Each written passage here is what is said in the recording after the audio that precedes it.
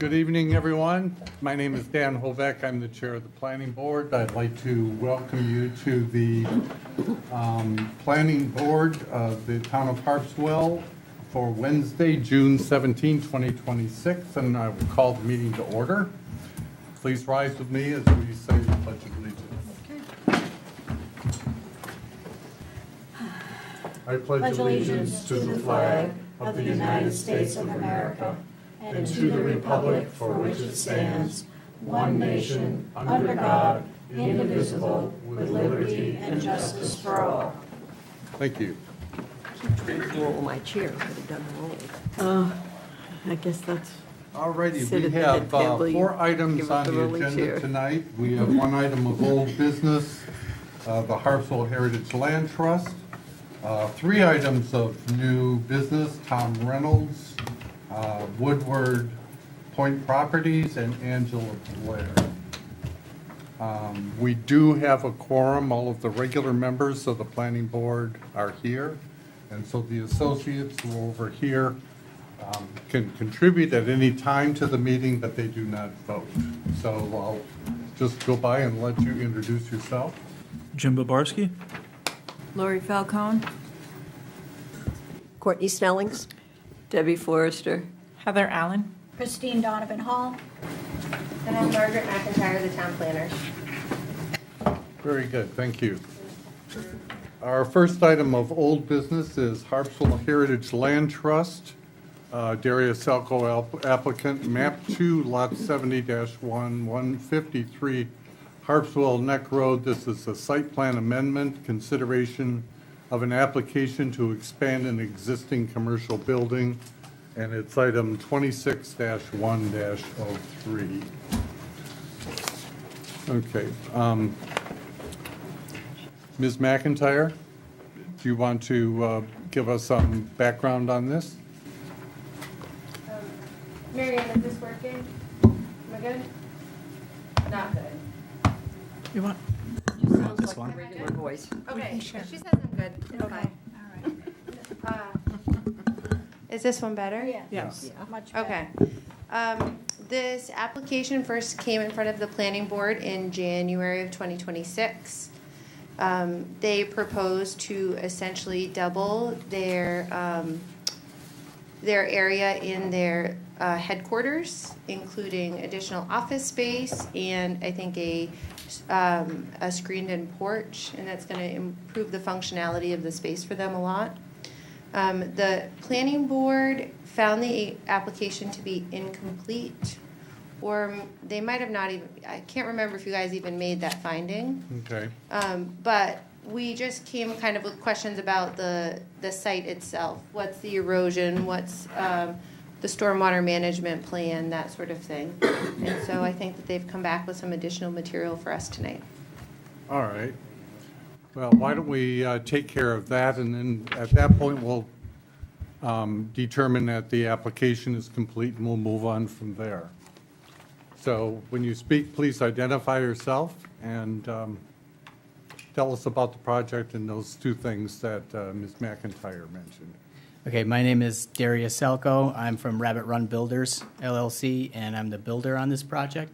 And I'd like to use my time very wisely to introduce Eric Doobie, who is from Trillium Engineers. He did the civil engineering that you see in front of you. And pretty much every missing piece that we had last time would be handled by Eric, and in partnership with Flycatcher, who there's Rodney from Flycatcher is here today. If you have any specific questions for him later, then he can field those. Okay, thank you. Hey, Dan, really fast, maybe Debbie could give us some of her site walk notes, because we did have a site walk here on June 8th. We had done a site walk for the January meeting, but it was covered in snow, and so we had an additional site walk. I think that was really helpful. That's not very useful to give it to me now. I got it. Thank you. Are these the notes? Yeah, Thank you. I'm new at this note-taking for sidewalks. I didn't know what to include. But yeah, we looked at it, looked at where the placement Matt explained to us where the placement of the building was going to be, the additional parking, the road, the entryway. Yeah, we asked a couple questions. I'm not sure. Great. Were there That's What perfect. report? Yeah. There's a- There wasn't a lot of discussion. It was a Yeah, quick, you're good. this is this, that is that kind of thing. All right, thank you. All right, Sorry, I have this. Great, thank you. They changed it. This is new.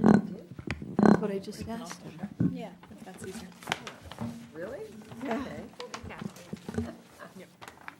So I am Eric Doobie with Trillium Engineering, and Darius had called me after the meeting last time. He said, hey, running into a few issues with some of the site in general. And so we get involved and took a look at the site, and then did a survey of the site. Ended up being a drone survey. Worked with wetlands, and then worked with the proposed design. That's kind of how we got involved with the whole thing. My apologies about handing half-size plans tonight. We wanted to respond to the comments from the planner, and so we've kind of done that, specifically with the wetlands and some of the other comments. So it's not a lot different from what you have, but on the other side, I can go over some of those changes in general and then discuss it. If anybody has questions, certainly just, feel free to interrupt and we can stop and kind of go from there. Sometimes, I know the way I am, I make sure that I'm not forgetting a question, down the road or afterwards or something. So sometimes it's good to hit it right at that time. So I'll take this microphone because the woman had asked me, the IT woman had asked me basically to come in and describe some of these things. So I'll talk in general terms, and then we'll hit some of the notes that Margaret had talked about. So I think everyone's familiar with the site layout, the additional essentially parking, and the building addition, and then we've shown one of the things that was missing was this kitchen expansion. So that's what's different from the big plans that you have to the small plans that you have. We also showed a bulkhead on the proposed building, and that's also highlighted here. And what that does is that updates between those two things and a couple other small things, that updates our max impervious. So the true number comes out to be about 6146 square feet increase versus what was shown before. Where's the kitchen? I'm sorry, I was still trying to get this No map. problem at all. So the kitchen addition is basically at the rear of the existing building. So Right here, that would be right on here. C101. yeah, there. And you've Go on, moved the sorry. shed again. Thank you. Every plan I have, the shed's in a different place. We hope this is the last spot. So yes, we did move the shed. So it was originally over in like the wetlands, and then we had moved it on your version to over here, but then basically this happened in the last day, so forgive us on that. But basically moved that shed to the high spot adjacent to the parking lot. So basically the higher area of the site is over where the existing septic field is, and so they wanted to provide that with the ramp over there. But then there's a plan that says the septic system is going to be moved. We'll discuss that a little bit Okay. more in detail, but Okay? yes, so.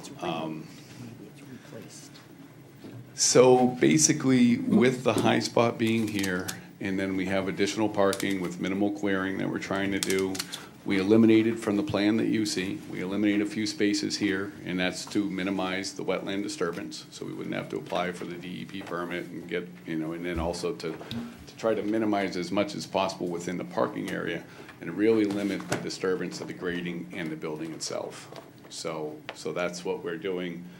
And then just to kind of talk about that a little bit more, our total wetland disturbance essentially went down to 4,213 square feet versus the 4,500 square feet. So that gets us under the 4,300 square foot threshold. It was an easy thing for us to do, and then also be able to pull the grading back and then provide a level lip spreader, which is basically a BMP to help with that, the stormwater treatment in general. So, BMP? best management practice. Thank You're you. doing what what's the BMP? So we have level lip spreader on both of the down gradient sides of the parking area.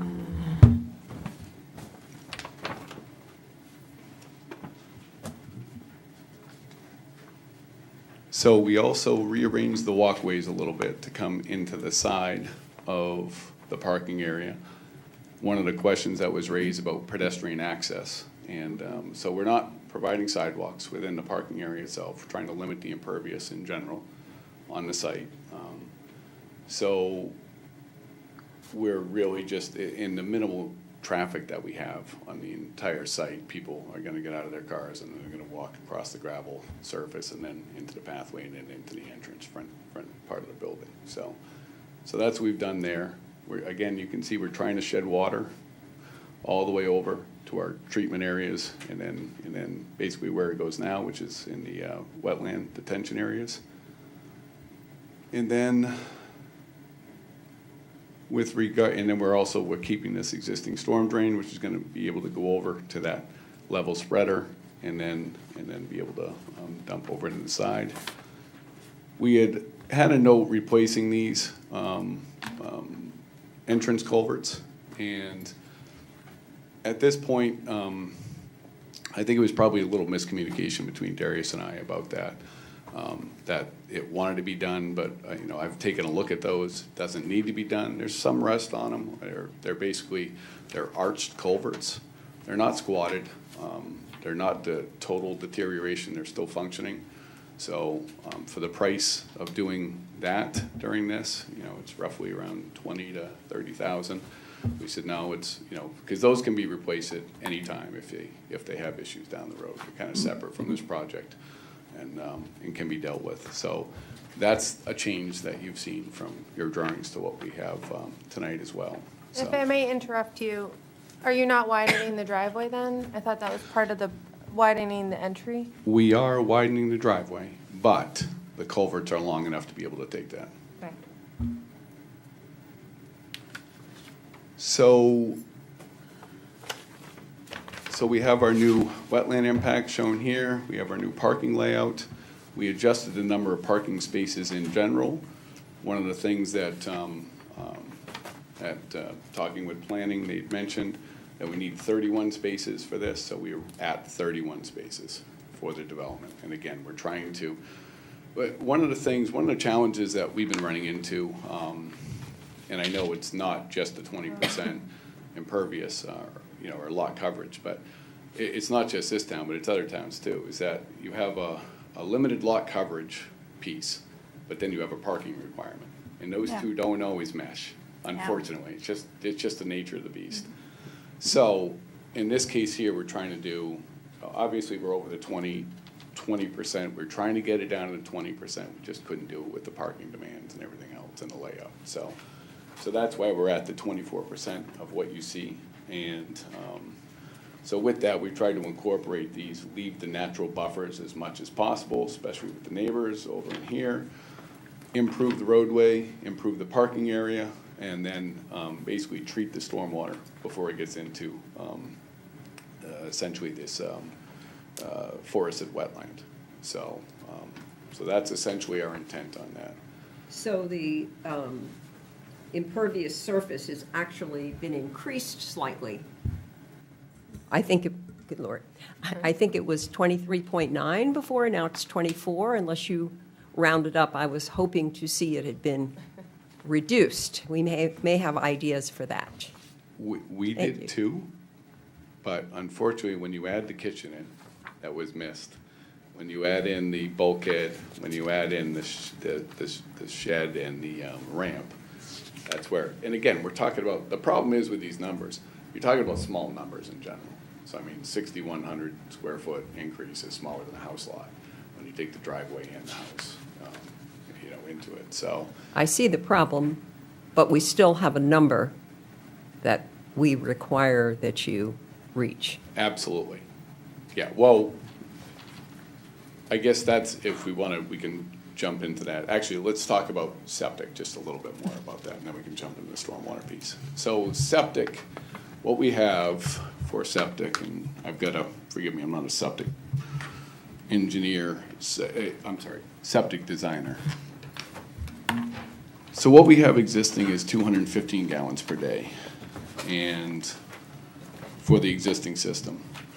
So by adding in the shower, essentially what we're increasing it to with the full-time employees is 246 gallons per day. So it's 31 gallon per day increase on this. Of course, that's utilizing the fact of using 6 employees that are all gonna take showers. So 31 gallons per day. If we didn't have the shower, then we could reduce it to essentially, less than 200 gallons per day on this particular thing, because it's basically 8 gallons per day per 6 employees. So that's what we have basically in the septic design. In this case here,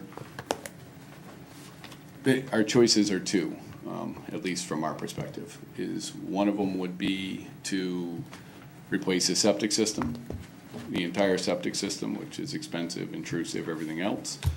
Or the other thing to do would be to monitor the system, because, typically you're not going to use typically 6 people are not going to use the shower every day, all 6 employees. So what it's set up there for now is for, if there are people that come in that have been outside that are not there, basically come in and be able to rinse off before they go home. So that's the setup, and that's what essentially they're trying to do. So those are the 2 choices before us, and I guess we'll leave it to you to decide, but we'd rather not replace the system for $20,000+ for an increase of 31 gallons per day. We'd rather be able to monitor it and then report back. So to clarify, are you or are you not replacing the septic? I hear that you're leaving it up to us, but what are you guys proposing to do? Because what you guys are saying has to match what our findings are. So we would like not to replace the septic system. And Okay. when I say we leave it up to you, I mean, it's not, you're not designing for us. I'm saying, you have the authority to do whatever the decision is, and then be able to tell us, what to do. We're giving you data points saying we're increasing it by 31 gallons per day. But we would like to retain the existing septic system and not spend that, those dollars in that. We'd like to put in a monitoring program and then report back. The only thing my only feeling about that is the septic that's there, I think, was designed for 1 employee and 100 people in the meeting room, I think. No? Someone shake your I mean, I head. have one. I have it here somewhere. I can pull it up. But I think that we would just have to make sure that it still matches.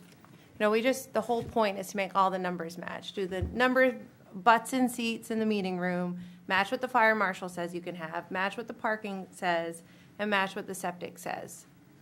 So all those numbers have to come together, and maybe the existing septic is adequate and maybe it's not, but that's part of our review process, is to make sure all those things match up, so that, we all understand the expectation of what's going to happen there. Absolutely. So that's the septic on that.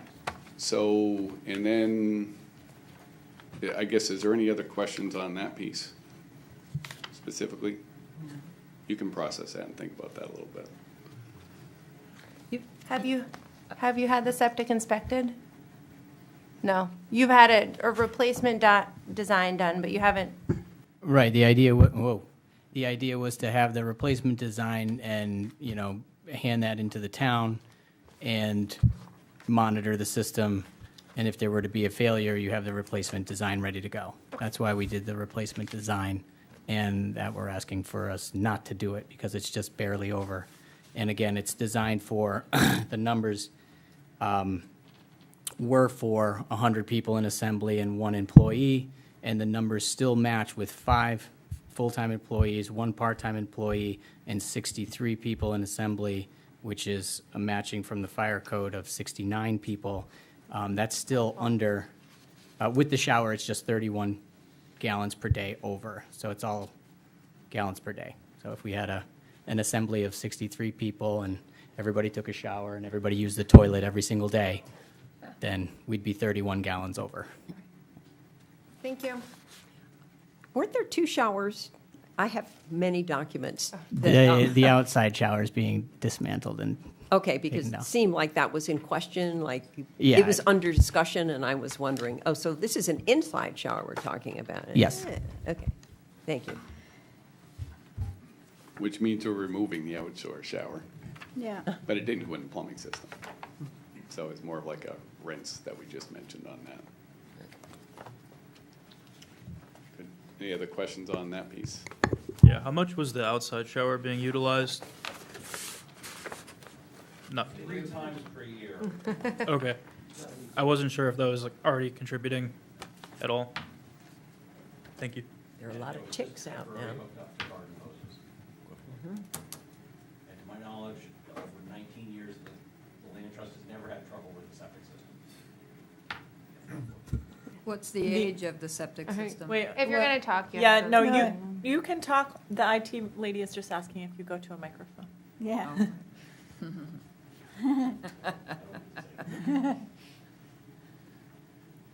What is the age of the septic system? the septic system was installed in 2006 with the construction of the building.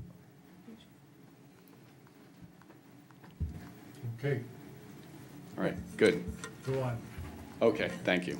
So we talked a little bit about the drainage and the stormwater. So basically, we have high section that's over here. We have a gravel parking area. We're gonna have stone dust paths. And then we're gonna continue to have a gravel parking and drive area.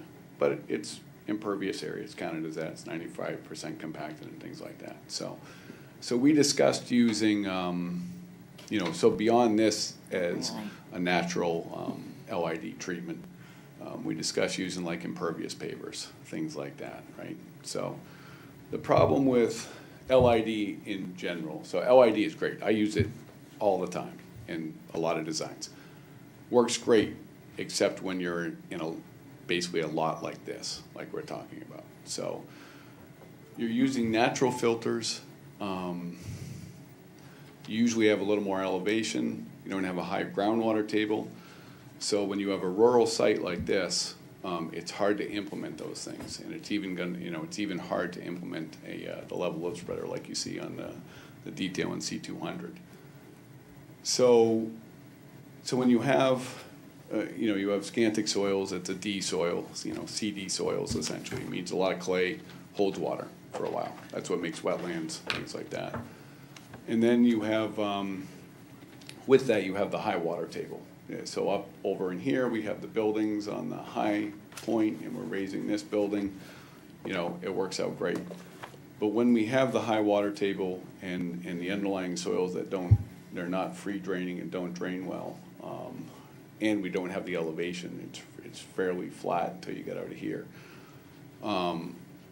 It's very hard to utilize a rain garden type situation, because rain garden, you typically need 2 to 4 feet, somewhere in there, because you need to build up your filter. You need elevation for the storage of the stormwater itself. You have basically your filtration media, and then you usually have a pipe underneath, because you don't want to just have the pond and then just extend the pipe out, because you're not getting any actual treatment. All you're doing is circulating the water. You do get a little bit of dropout from the suspended solids in ponds and high rain events, but for the most part, you're not getting the treatment unless you go through some sort of filter media. So you've probably seen different types of detention ponds where some have exits out, Some have exits high, and some you don't see any exits, you just see the overflow. What they do is they're going down to basically perforated pipes, and then you're able to exit down further downstream. And then you have, what happens is you have clean water mostly clean water that exit that system. We don't have that opportunity here to do this, so we're trying to get some treatment through this riprap level spreader to be able to get that first treatment. Could you please explain what a level lip spreader is? So C200 has the detail. So it basically has this inflow where you come in over the top. It's all level across the entire strip. And then you have a lip where it sheet flows. It's able to build up in that and then able to sheet flow over the side. So you're trying to capture any of your suspended solids or pollutants within the riprap and the stone itself. Okay. And typically, you're going to build it up a little bit with leaf dutter too over time, and you get a little natural treatment from that too. So, Okay. most rain events, what you're doing, if anybody has noticed when you're driving, so most of your pollutants are getting washed out within the first, 25 minutes of a storm. So, for instance, if you haven't had rain in a while and people drive down, you have oil leaks or something like that, and they'll be on the road for a little bit. Then that rain comes, and then they'll shed off both sides, and then that's where you get most of those pollutants that you're trying to trap at that particular point. So you're going to get, in the first rainstorm here, you're going to get some of that happens. We have a little bit of buffer between that parking natural buffer here, and then it'll come into the spreaders, and then essentially be able to dump out and into the wetlands. The spreaders do slow it down too, the rain events as well, so that helps a little bit. So Does it spread it evenly, or does it come out in a focus point? it does spread it evenly. Okay. I mean, I say that, in a perfect world, Yeah. we're building things exactly Designed to flat. spread things It's evenly. designed to spread things evenly, so. Thank you. Yeah. So the other thing pervious pavers. So if anybody's ever driven into the LL Bean, the main office area, they have a ton of pervious pavers. There used to be an old restaurant in there and everything else.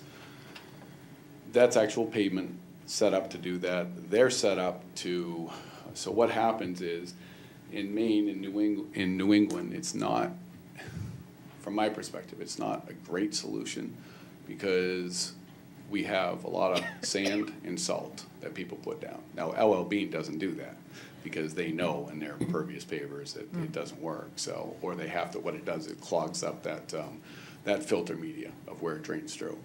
But they also have vacuum trucks that come out and have to clean that every spring. So they actually have vacuum trucks that go and do that. In most places, it doesn't work in New England. So in this particular case, we talked about that with Darius and just said, it'd be great to do it, but we already have a gravel lot. So what's going to happen is people are going to drive from the gravel and then pull it right onto these pervious pavers, and then what are you gaining? Because it's going to clog up a lot faster. So, and that's without them pouring any sand or salt and, on that. So that's why we decided not to show it and leave it as impervious and then add in these treatment. The other thing is, and I know we don't like to talk about that, but these wetlands are natural storage. So we have a natural storage. We're talking about an actual LID, natural forest and wetland storage. That's right next to us. That's how the site works now. That's how the site is going to continue to work.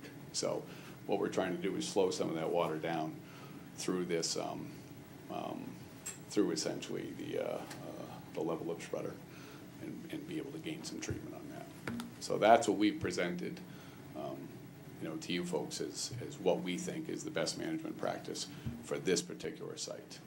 So that's the low-impact development. That's sort of the size of it? that's the size of it. No green infrastructure. I couldn't help noticing that on one of my many rolls of paper, it could have been from you folks, there was various types of grass that was suggested for the lawn or whatever. Shrubs, I believe, do a lot better job at taking in water. Grass, not Yes. so much. Yes. Is there any, I'm not really good at reading these things. Yeah. And I wasn't able to go to the last site walk. I probably would have asked that question or would Sure. have seen what you were talking about. Yeah. Is there any place that plants could be put that would help? That would also perhaps get your number down somewhat. but I can't tell you where it would be because I can't visualize that. So we have Thank some you. natural stabilization with just some loam and seed and grasses before it gets in there. So we have some of that. But I'll say, just looking at, if you did the site walk and looking out there, you have a lot of natural plants everywhere around the site. I mean, it is very wooded out there. So there is a lot of natural vegetation, which is, again, I mean, the natural, what we're talking about, is the best LID treatment. So we already have it there. We can plant additional plants if you'd like us to, happen to do that in strategic areas, like next to the building and stuff in here. But I mean, if this area is just kind of covered with those type of plants and really You works have a lot well. of trees, and I saw that, although you also propose taking some trees out. And I was going to ask how much you were taking out, but in terms of what's already there, Sure. you are adding, you're adding more impervious surface. So Yes. what's already there isn't going to take care of what you're putting there, if that makes any sense. There's an overabundance of what's there to be able to Okay. handle that. So it handles it now, it'll continue to handle it, plus this, the 6,000 square feet that we're talking about. So, Wait, 6,000 square feet? is the- 6150 is of the additional addition. impervious. But you're also adding impervious surface with the extended parking lot.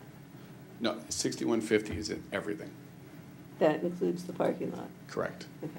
Yeah, so that includes, it includes the kitchen, the shed, ramp, the walkways here, the building, and the additional parking that we're talking about.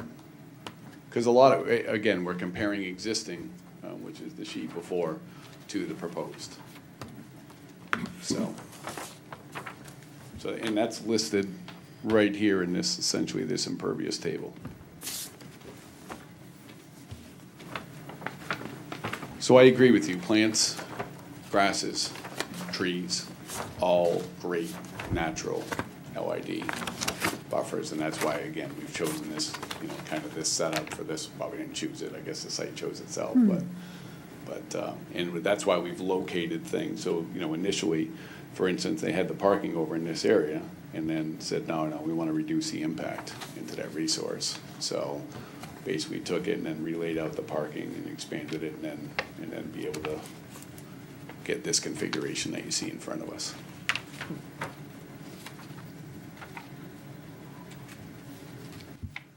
Okay. So I think that's most of the points that we talked about.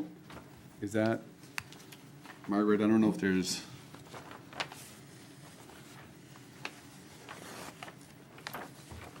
I'm trying to think if there was any other major points besides those. Does that answer the questions that you'd raised, Margaret? Yeah, I think one of them is just understanding that the wetland that is there is natural green infrastructure and that no additional green infrastructure needs to be added. It's kind of what I'm gathering. It's not, When we say natural green, you mean like LID, other LID stuff? well, beyond that? we have a definition of green infrastructure in our ordinance, and it is an approach to water management that protects, restores, or mimics the natural water cycle. Examples are rain gardens, permeable pavements, green roofs, infiltration planters, trees and tree boxes, rainwater harvesting systems such as rain barrows, bioswales, as well as preservation and restoration of natural landscapes, such as forests, floodplains, and wetlands. Got it. So the mimics is the piece that I guess I've been talking about. The mimic is essentially the existing cover and treatment that we have. So we don't need to mimic it, it's already there and being utilized. So that's what we're trying to, let me say it this way. I don't want to put a shovel in the ground to dig something up, to basically plant something that is already there.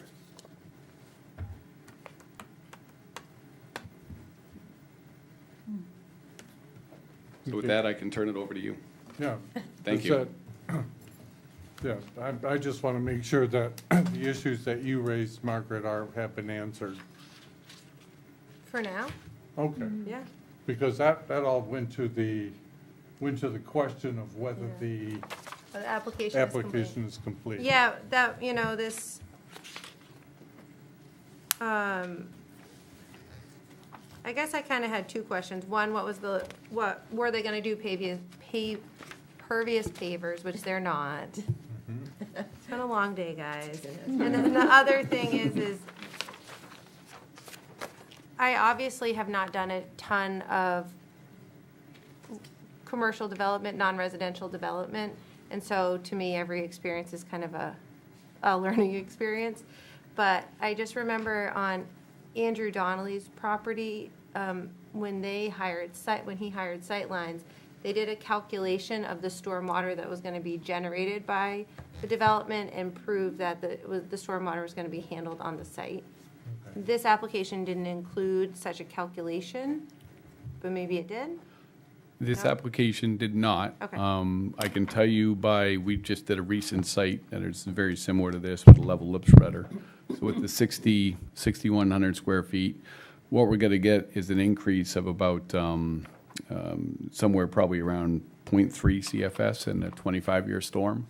1 CFS is 1 cubic feet per second. That's in the worst case, and then it goes up and then down. The goal is to not increase onto the neighbor's property, and that's essentially what we're talking about. And based on the acreage of what we have for the wetlands, I didn't see an issue with that specifically, but we can certainly provide that. No, I'm satisfied as long as everyone else is. All right. I had maybe a suggestion. Since you had said, I don't know whether we should be looking at your findings at this point. I'm not really sure whether I'm out of order. A little. We're still working on completeness. Yeah, I think. I'm out of order. Forget it. Okay. Upon the recommendation of the planner, I move that the planning board find that the submission requirements are complete. Is there a second? I'll second. Is there any discussion? All in favor? Well, all in favor, we have to, because we're doing this by way of Zoom, we have to do it by, yes. Okay. Dan Hobeck, yes? Courtney Snellings, yes? Debbie Forster, yes. Heather Allen, yes. Christine Donovan Hall, yes. Okay. Now we can get to the meat of it. All right. We have site plan review standards. All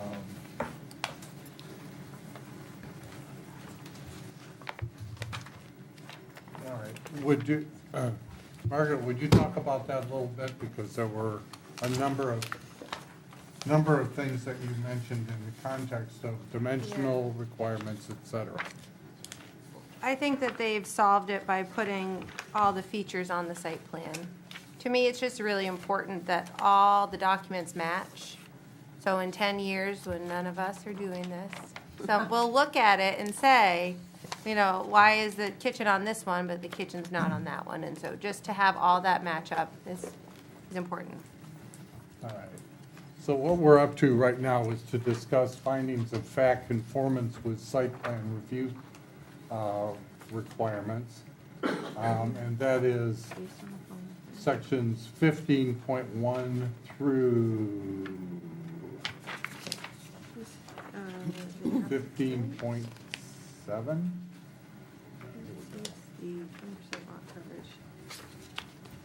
You're not doing conformance with submission, are we beyond that? Just want to make sure we're looking at the same document. Okay, I'm looking at something different than you are. I know, I'm sure you're probably right and I'm not. Yeah, this is the amended one that she did When'd you get that? on the website. I'm not sure we're looking at the same thing here, because I've just gone through the conformance with submission requirements,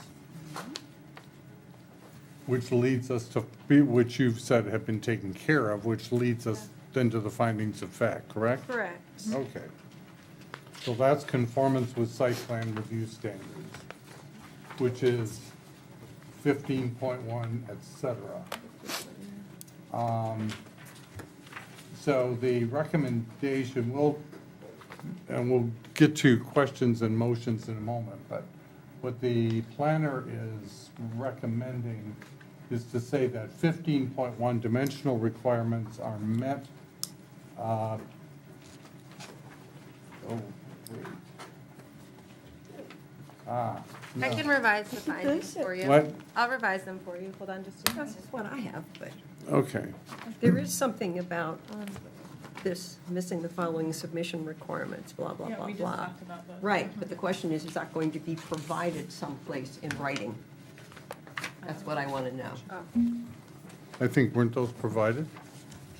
Those additional submission requirements? Okay, this is what I'm looking at. The application includes stormwater management provisions, but lacks a narrative explaining how the provisions will adequately manage stormwater, blah, blah. That's on the findings. Yes. And I'm wondering if that is there someplace. Did you guys provide a narrative? We haven't, but we can do that if that's a condition. Be happy to do that. Well, I- Remember that section 15.16 of the shoreline zoning ordinance that requires a written stormwater This is where and erosion control plan that I sent to Darius in an email? Yeah, so the erosion control plan is on this C-101. Sorry about that. Okay. Is that adequate? Because if it isn't, I would suggest that you or somebody provide an example of the kind of narrative that we're looking for. Because what it says right now is it's missing the narrative. Right. But if you guys are just saying it, but you don't have it written, that might not be adequate.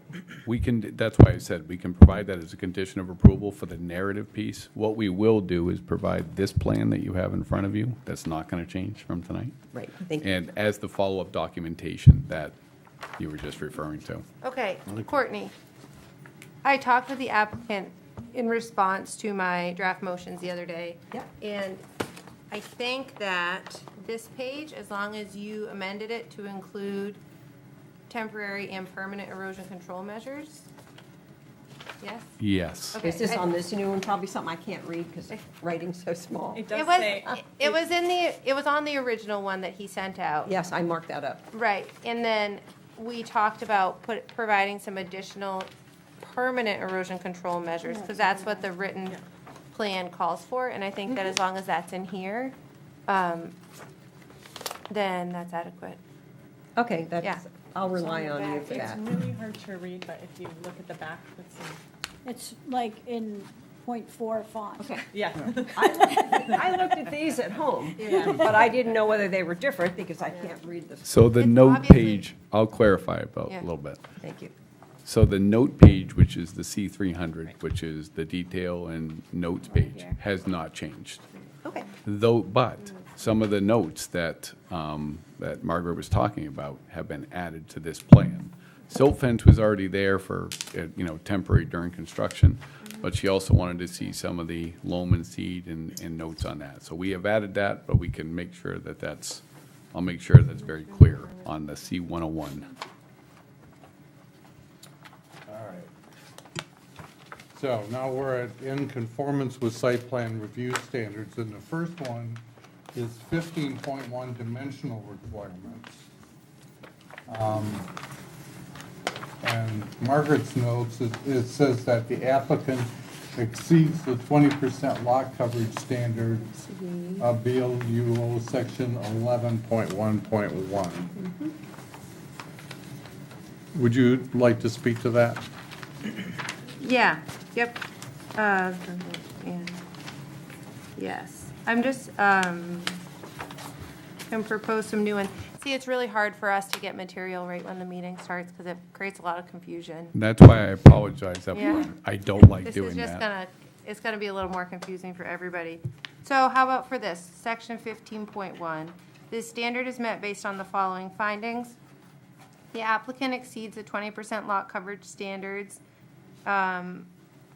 in conformance with the basic land use ordinance section 11.1.1.3, which is the section that allows you to go up to 50% Okay. for non-residential development.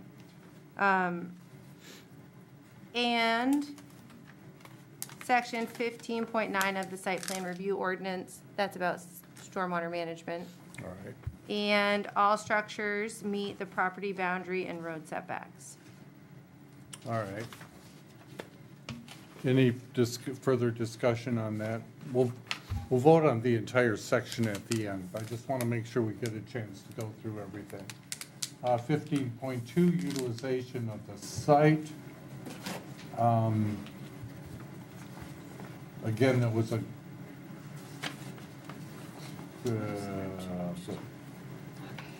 then there was a question about the mapped wetlands.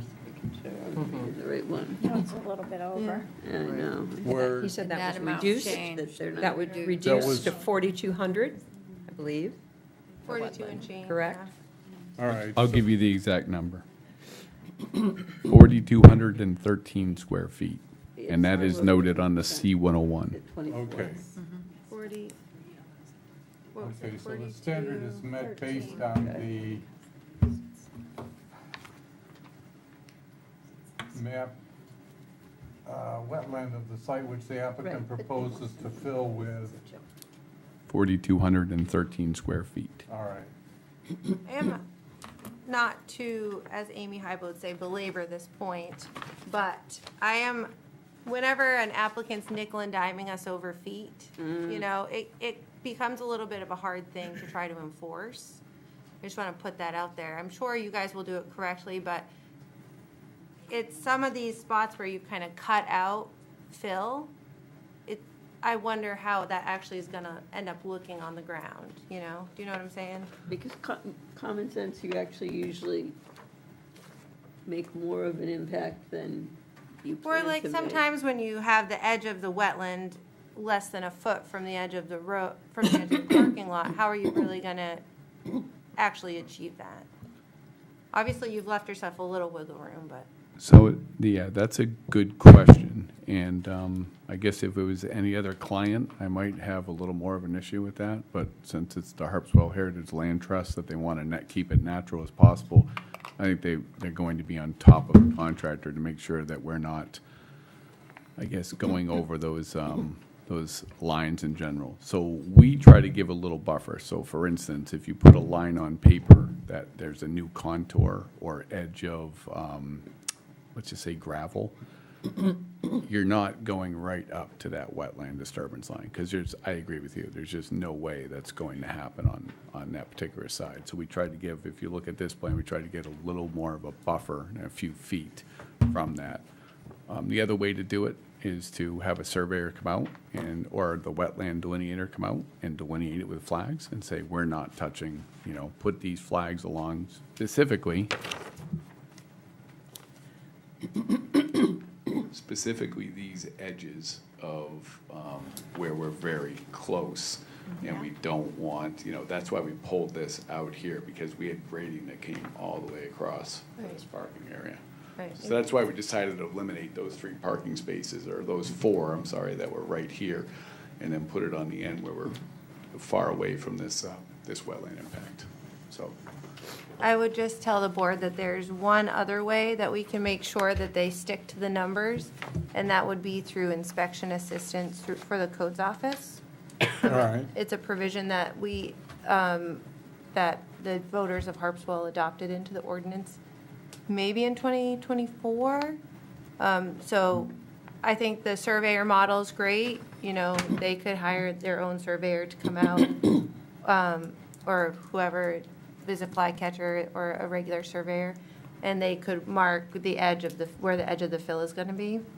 The other way would be the applicant would basically pay a percentage of the total cost of the project to cover inspection assistance for the codes office, and that would allow us to send our town's consulting engineer out to perform some inspection on the stormwater and whatever we say, but I think stormwater and fill, that sort of thing.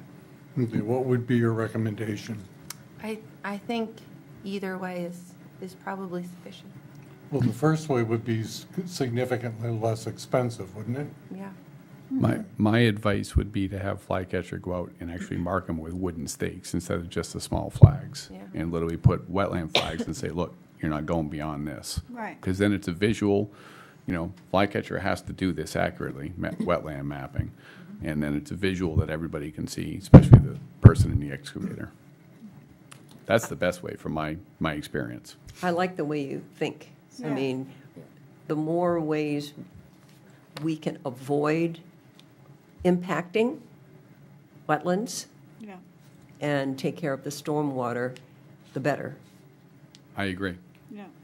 Okay, well then, at that point then, we can state that the standard is met based on the reduced amount of fill, which we've discussed today, and the marking of the wetland area by Flycatcher, correct? The planner also noted that the standard is also met based on the finding that the vernal pool on site has been surveyed and was determined to not be significant. Yeah, I'm just curious why it's not significant if they actually did find salamander eggs. Hi, good evening. I'm Rodney Kelshaw from Flycatcher, and I was the one that performed the wetland delineation and the vernal pool survey. And so for a vernal pool to be considered significant in Maine, that's a Maine state rule. It has to be natural, and it has to, it can't be a permanent water body, so it's natural, ephemeral, and there are certain numbers of egg masses that so you go out and you count the number of egg masses. If it has a rare, threatened, or endangered species like a spotted turtle or something like that, that would make it significant. If there are fairy shrimp in it, that automatically makes it significant. Aside from that, if you have 40 wood frog egg masses, over 20 spotted salamander, or over 10 blue spotted salamander egg masses, then it would be a significant vernal pool. In this situation, I think there were either 3 or 7 spotted salamander egg masses. So it didn't meet the environmental or the wildlife criteria to be significant. Okay, thanks. Thank you, that was excellent. Dan, can I amend your findings? That's what Okay. where the salamander This is what I'm was. proposing. The standards met based on the following findings. There is a map wetland on the site of which the applicant proposes to fill 4,213 square feet. The vernal pool on the site has been surveyed and was determined to be not significant. And marking of how about the boundary of the wetland fill? Yes. Okay. The boundary of the wetland is one thing, but the boundary of the wetland fill, I think, is what we're after. Yes. Okay. Yeah. Cool. Thank you. Okay, so when we vote, it'll be the amended findings of the town plan. Adequacy of road system, which is 15.3. Standard is met based on finding that no additional traffic will be generated by the expansion. 15.4, access to the site. The standard is met based on the finding that the expanded entrance has received preliminary approval by the Maine Department of Transportation and will be constructed as specified in the Maine Department of Transportation permit. That has to change because Yeah. they're not expanding their driveway now. Yeah, they're not expanding it now. Well, they're widening it, they're just not putting in a second driveway. Oh, right, okay. Yeah. So they are expanding. Oh, never mind, you're right, sorry. Okay. Shoot, we You don't were have to wrong, fight you were that right. Yeah. Okay. So, 15.5, We help each Do they other. have a DOT permit? no, Yeah. they have like a preliminary approval. Oh, okay. They're just reviewing the engineering of the culvert or whatever, right? Darius? Yeah, that was the piece I was talking about earlier, where I've reviewed it at this point. My recommendation is to leave the 2 culverts. Okay. So it's not necessary to get a different permit from, okay. Now, DOT because. we received an email back from the engineer Right. Regarding the fact that we were widening it, and it said, yeah, but they went out, looked at it, and Darius got an email, said, looks fine. Great, thanks. okay. I might mention at this point that we're going through this stuff in a lot more detail than typically is required because of the significance of the project. So please bear with us. We want to make sure that we have a very good record when we vote, so that Yeah. everything is clear. 15.5, access, egress, way, location, and spacing. Standard is met based on the finding that access to the site is existing and no additional access is proposed. 15.6, internal vehicular circulation. Standard is met based on the finding that the expanded parking lot will widen the access way, increasing circulation on the site. 15.7, parking.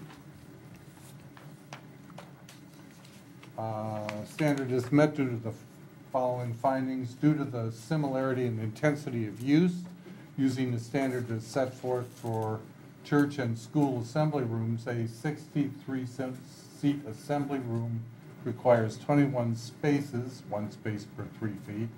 The 5 full-time employees plus 5 seasonal employees require 10 spaces, and the site will have 33 spaces. I think that- It's 31 now. 31 now. They reduced it to Okay, take up less surface. Yep. okay, that's It still still, meets it. but it still just meets to it. note And the that site will that have should- yeah. 31 spaces. Yeah. So if we can make that change on the recommendation from the planner? But, sorry, but you're saying there's only one seasonal employee on site, right? Because that goes to the septic question. So does that need, so, the 5 full-time employees plus one It's not one 5. on-site employee? Does that sound okay? Anyone? Wait, Did you 5 mean one full-time employees seasonal plus employee? 1 seasonal Seasonal. employee? Yeah. Yeah. So Okay. to clarify, one seasonal employee that's on-site, On-site, right. 4 off-site. I just want that to match the septic numbers, so when we go back later, we'll say. Yeah. you know, One what- seasonal. If we say 5 seasonal employees here and only 1 seasonal employee in the septic section, it won't match.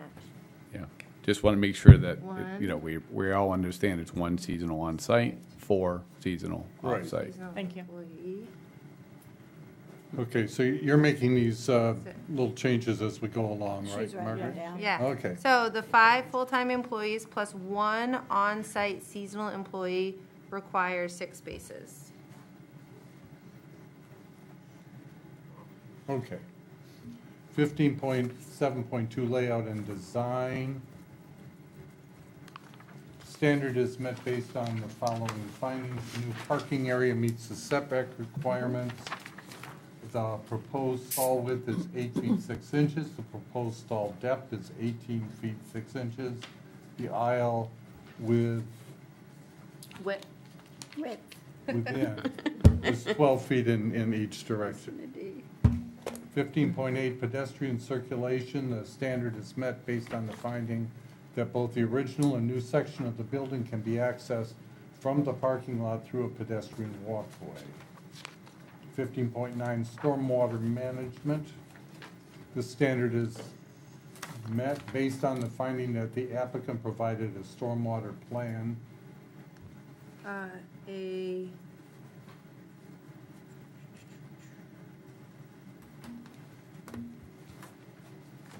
Let's see.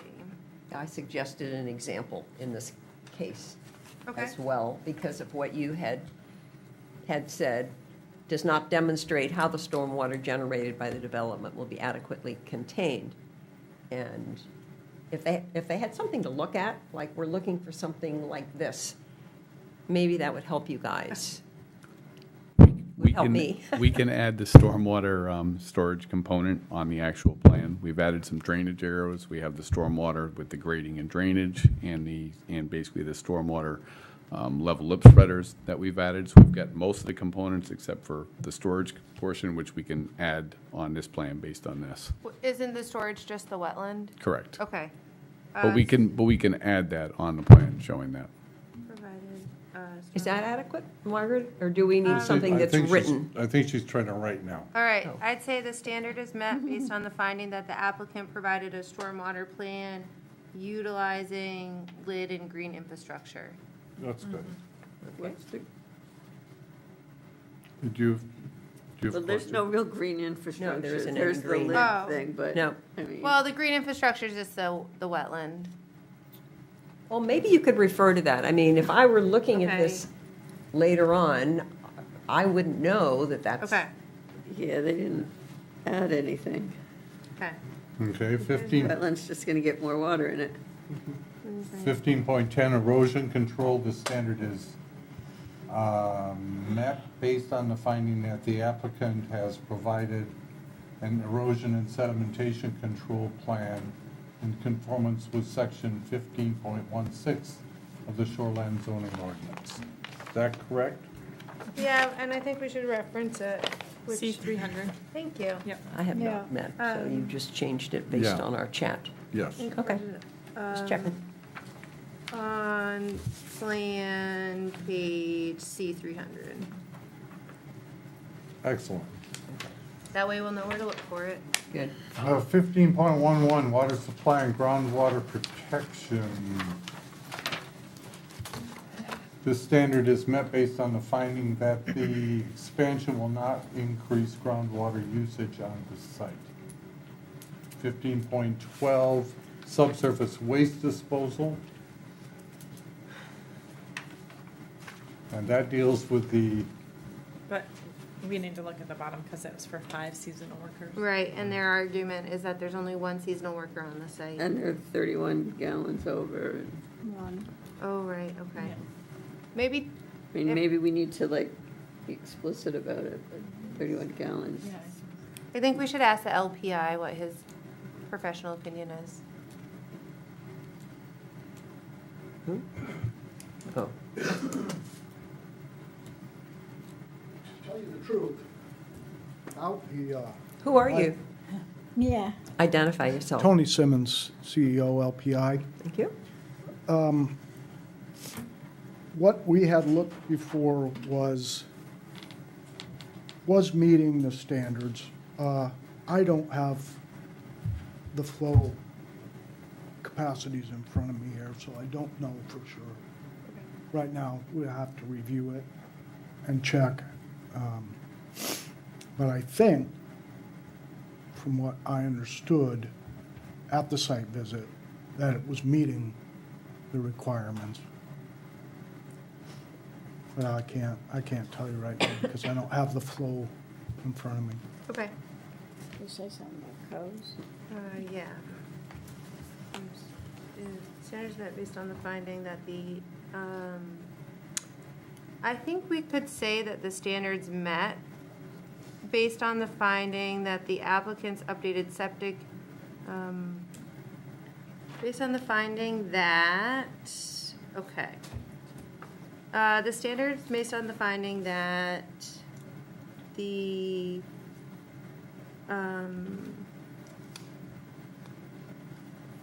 it's hard because you don't want to reference the new one with the new gallons per day.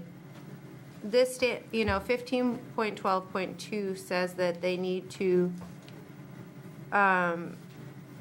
prove that an adequate wastewater disposal system can be constructed. This is kind of getting into the thick of things, but because they're not in the shoreline zone, and I don't know if this is for commercial or just residential, but there is a provision in the state plumbing code where you can, if you want to expand your structure, and I know this is for residential, but not sure about commercial. If you want to expand your structure, you can get a septic designer to design you an expanded septic system, but you don't have to install it. Instead, you record it at the registry of deeds. So I think that if codes was comfortable with that, it could be a method, and if it applied to commercial properties. okay. So I think it could be met. Were you talking about monitoring? And the monitoring that they spoke to earlier. Right. I mean, obviously, they're not going to have a failed septic, I think. Yeah.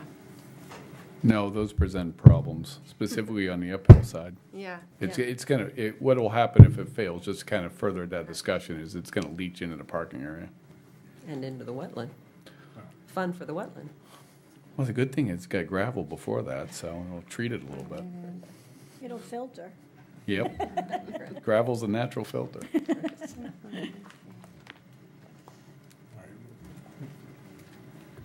I don't know how to make the findings on the fly for this one. It's a little bit harder. You have to refer, On maybe what, on refer 'em to the 1512? codes or something? I Trying to don't do know. that as a septic system. Yeah. I don't know. Can we say that met based on submitting something to the codes? Like, I just don't, yeah, I don't know how codes will handle it. Can we skip this one? I'm gonna work on it. I'm gonna workshop Okay. it while you guys move along. I mean, Margaret, one of the things I would recommend is maybe to have a septic inspection as a condition of approval, just to see how the existing septic field is functioning. Yeah, I just don't know if we can, how to phrase it that codes will handle it, like, that's what I'm kind of working on, Got it. yeah. I mean, how often would codes be monitoring it? Would you check it then, Tony? Is that the story, or would HHLT check it? That you were gonna set up a monitoring system for your water usage. Oh, Yeah, so I it's not think a human it would be monitor. the owner to do exactly what we just talked about, which is basically do an initial inspection and then monitor it. Okay. Kept an eye on it and knew that you weren't going over what your flow was now for the first year, then we'd know you're within the ballpark.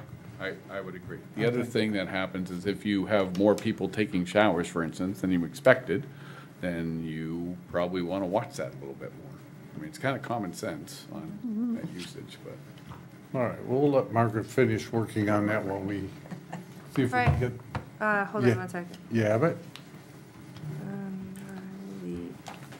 Okay, assuming that you can do the expanded recorded system without having to install it, I think that that's the best way to go about it. So could we say the applicant provided an expanded septic design, and the septic design will be reviewed and approved by the LPI? So you all already got the expanded septic design, or you were? Yeah, yeah, they did. Cool. Yeah. yeah. Okay, great. Assuming, because the way it works is that the LPI would permit it, and then it gets recorded, and so it's kind of proving that it met the septic standards when it was permitted, and then it's good until it gets installed. Yeah, I like that. okay. Okay. And then maybe a septic inspection? Initial and set, Yeah. you said initial. Okay. I mean, it's 20 years, and Darius and I talked about that. I think it's a good idea. Well, while you have, and then if there is issues, while you have the excavator on site, it would get replaced. Correct. Right. The applicant will have a septic inspection, will complete a septic inspection within 6 months and provide the results to the LPI. Good. All right. All right, 1513, utilities and essential services. The standard is met based on the finding that the essential services are existing on the site and no changes are proposed. 15.14, natural features and buffering. Standard is met based on the finding that the expansion project will maintain much of the natural buffering on the site. 15.15, lighting. The standard is met based on the finding that the lighting on the site will be limited to sconce lighting at building egresses and a downcast light on the street sign. 15.16, water quality protection. Standard is met based on the finding that no uses on the lot will jeopardize water quality. 15.17, hazardous special and radioactive materials. Standard is met based on the finding that no hazardous special or radioactive materials will be on site. 15.18, solid, special, and hazardous waste disposal. Standard is met based on the finding that the waste from the site will be taken to the Harpswell Recycling Center and Transfer Station.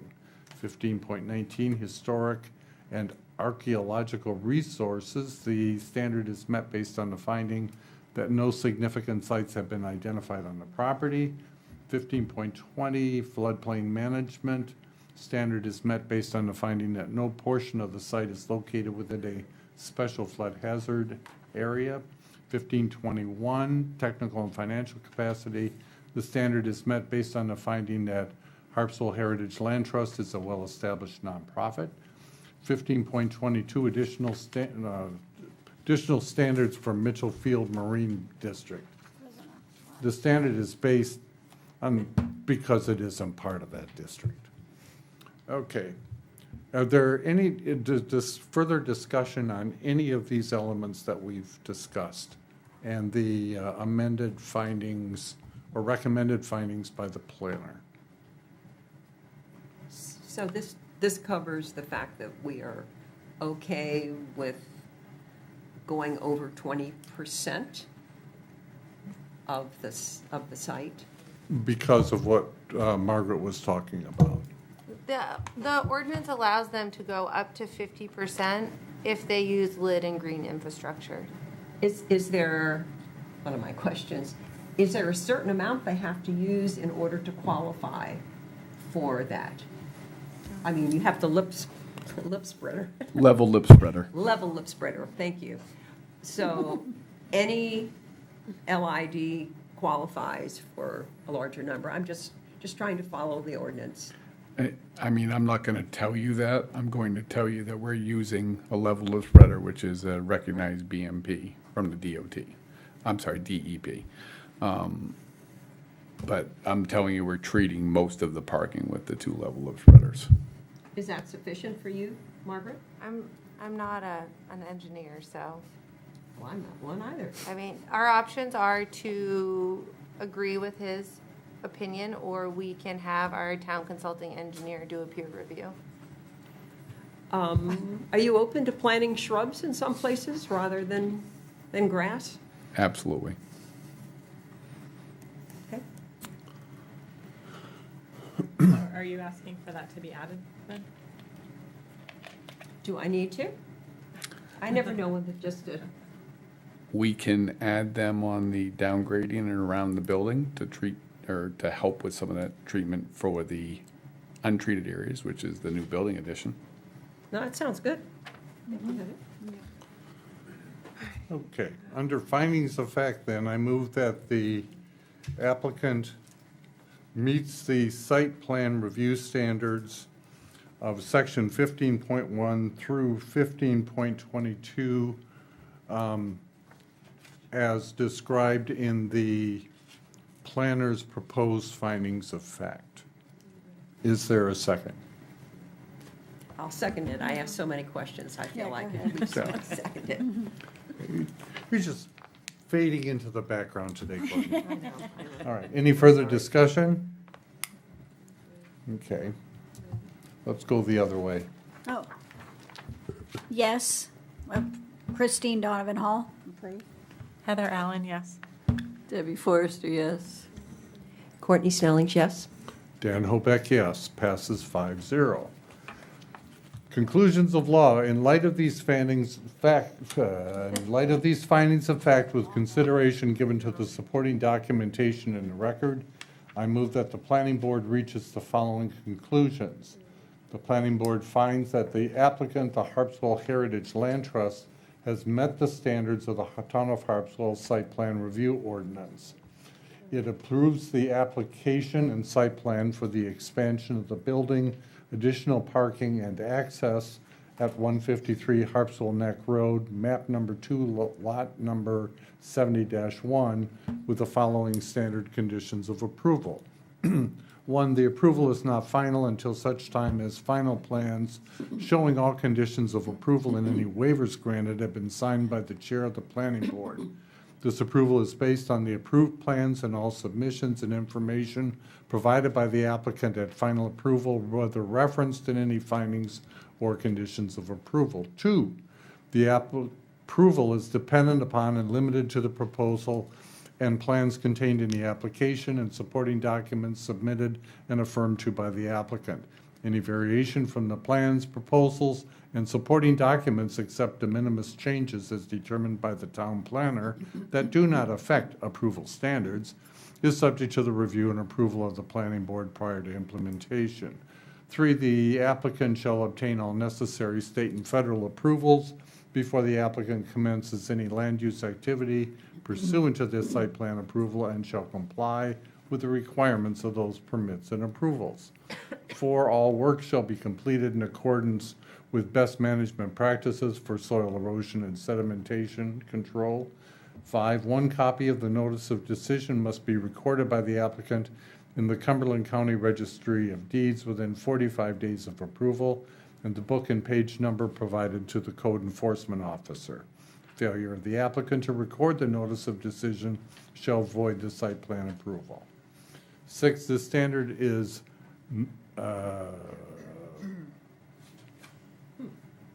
What standard? Is Matt? I think that's it, isn't it? Wait, I wasn't. So no Okay, six. you've got Six. some additional, They need after the fact permit for the shed. You're saying number 6 we don't need. I think we need six. There's something about MDOT. Yeah, we don't, Yeah. we didn't do this one because they're not expanding it, right? No, they No, are. they are They expanding it. They're not We changing are the doing culvert. that. They Oh, have, they the have. culvert. preliminary- They They're we are still doing gonna it. get, they still have to get approval from MDOT to Oh. expand. but that. that's state and federal approvals, permits, right? Yeah. As referenced above. Yeah, that wouldn't be included. So I can help you out a little bit. We will provide the preliminary MDOT approval, and it will be constructed as specified by the MDOP permit. So I think it's fine. Okay. So are you striking 6, Dan? We're striking 6. Okay. Oh, Okay, I just like to be as specific as I can. okay, yeah, 6 is covered All under, right, under 3. cool. 7, okay. do we, oh, the 6, the applicant will seek an after-the-fact permit for the shed from the code enforcement office. And 7, is there a permit fee here? No, that was like, that was something I put in just as an in case. I've changed it. Here's 7. Flag catcher in conjunction with Trillium will delineate the boundary of the wetland fill to ensure no more than 4,300 square feet of wetland is filled. Okay, No consulting engineer. okay. Yeah. All right, that's the motion. Can I have a second? I second the motion. Okay. Any discussion? Christine Donovan? Okay. Dan Hobeck, yes? Courtney Snellings, yes. Debbie Forrester, yes. Heather Allen, yes. Christine Donovan Hall, yes. Yay, we made it. We Thank you did for your it. We're patience. not, wait, I got one more thing. Are you going to amend that and bring us an amended one, or is everything consistent already? No, we are going to amend it with the comments we talked about tonight. Awesome, so we'll Make- need a copy of that and then we'll sign it. Correct. Okay, Thank you. Okay. I want to thank you all for your patience. As I said before, this was a very complex thing, but, We did it. you know, one of our jobs is to make sure that complex things are taken care of in a way that benefits the town of Harpswell. So congratulations to you. We look forward to the changes here. After 6 months. Almost 6 months of starting, right? Hasn't it been Yeah. almost that? Yeah. Yeah. Boy, I sure know how to clear a room.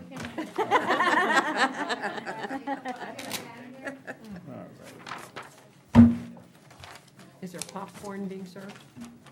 All right. Does anyone want to take a break, or should we crank through? Let's not make these people wait. All right. Yeah. Yeah, I didn't think you wanted to take a break. No, Okay. they don't want. No. All right, let's start to new business. Item 26-0601, Tom Reynolds, owner, Diane Plord, applicant, map 42, lot 36, 59 Dowdy Point Road. Consideration of an application for a new residential wharf in the Resource Protection District. Do we have the site visit? Nope. Well, we all went to see it, Dowdy Point Road, that they want to install the dock with the ramp along Ewing's Narrow, and I'm not really sure what I should be recording at these site visits, but we all looked at it, we had questions, we talked about what it was going to look like, what was there now, where it was going to be placed. One thing I would add, Dan, that I think was helpful at the site walk is that this structure on this lot is feet from the ocean, maybe 10 feet or something. It's very close. And it's totally cleared it's grass, I would say, between the house and the bank. And then there's a pretty steep bank and the bank is vegetated. Yeah. So there's not really, it's not like they are going to install a meandering path or have to clear anything to accomplish this project. Right. That's true. The only thing I took away from there was 3 ticks. Really? Yeah. Was what? What did you take away? 3 ticks. Oh, no. And one of them embedded in my belly. So, yeah. Oh. Great. So it was pretty like, oh, no. But yeah, we all went, Tim, Yeah, I Clark, wasn't there. Tony, Danny, Debbie, Margaret, Amanda? Is it Amanda who went? Was it- Miriam. Miriam, and Norman and I all went on last Tuesday to the site. Norman is much more verbally adequate than I am to discuss how he's building these, because he is the builder, Norman with Redfish Associates. And like Margaret said, there is nothing on the ground from the back of the house to the land. All It's right, all just- grass. Just as a bit of background, I'll get back to you in a moment, but I think to get this on the record here a minute. As background, Tom Reynolds owns a lot on Doughty Point Road. He's proposing to install a dock consisting of a pier with a seasonal ramp and float to provide access to the water. The proposed dock consists of a set of 4-foot by 10-foot access stairs, a 6-foot by 115-foot fixed pier, a 3-foot by 40-foot seasonal ramp, and a 12-foot by 20-foot seasonal float. A 4-foot by 14-foot set of stairs will be used to access the intertidal zone from the fixed pier. The ramp and float will be stored off-site in an upland location during an off-season. In addition to other approvals, the proposed dock requires review and approval by the planning board under the shoreline zoning Correct. ordinance. All of that is the same. It's not going to change. Everything is identical to what you said. It is, most of it is seasonal, because that Ewing's does freeze up, and everything is being removed, whatever he can. So, he has plenty of area that he can locate the seasonal ramp and float. There will be no damage to the upland with the storage. So I think this is, I think the planning board that went was, saw that it was not going to inhibit the flow of the water, the boats, or anything on land, or any marine any marine bios in the water.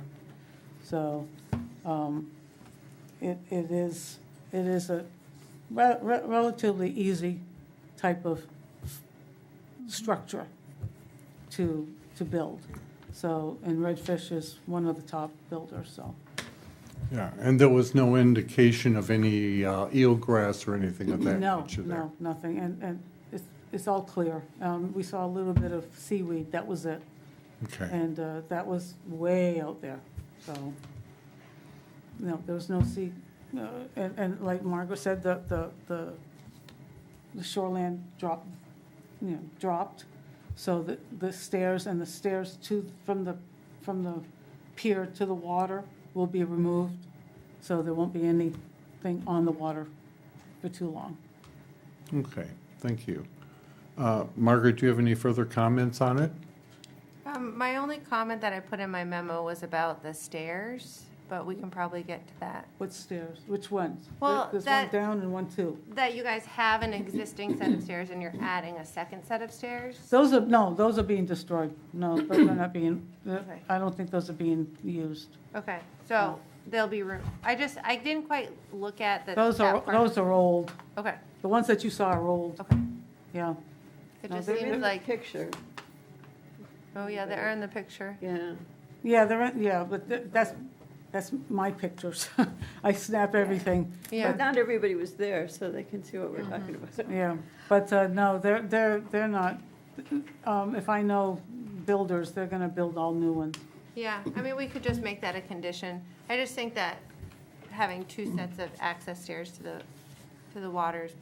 Well, remember, one's going from the upland down, and one is on the pier down to the water, so that, the kids can go into walk on the rocks and pick Yeah. up shells. Right. It's not, because otherwise, you can't.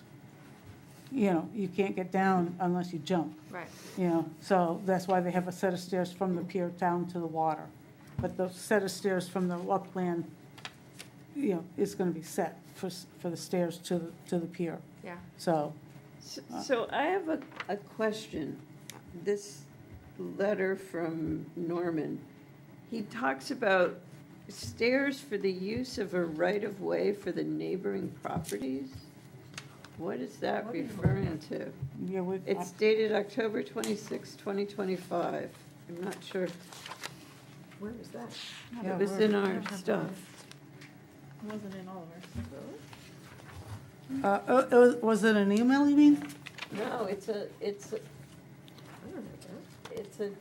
document with that date. It doesn't say whose it's October? addressed. I don't No, think it's that's. part of the NERPA application. It's the first, October 26th, you said? Oh, I see it. Yeah, Was- and it says use of the right-of-way for the neighboring properties. So that's what I'm trying to understand. I, Do you want me to show it to you? Do you have it? I have the original Yeah. contract. That's October 26th, 2025. Which is We're- signed by Norman Wallace. Uh-huh. Redfish.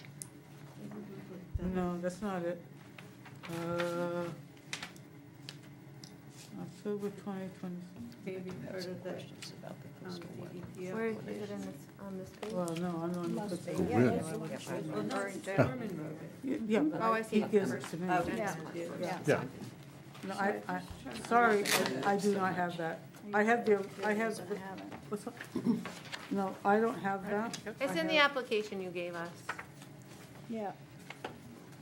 It is. Okay, I'm looking at the original, sorry. Let me look to see what I gave. Thank you, I found that too. Just found it. I just, it's, I Right there. was Yeah. just curious. We didn't, Oh, it's neighboring next page. properties This and. Right here.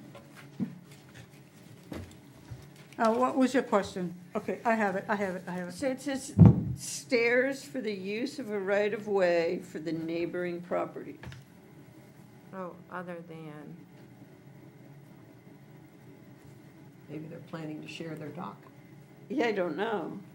I mean. There is nobody down there. on. There's nobody down there. Water, No, but my point is, other than by stairs. there's a line that says contains a residence with a detached garage and access, He's the homeowner. it looks like there's a word missing, but access to the waterfront. He's right Other here. than stairs for the use of the right-of-way for the neighboring properties. Oh, he's raised his hand. Yeah. I see it, yeah. I'm just All right. curious.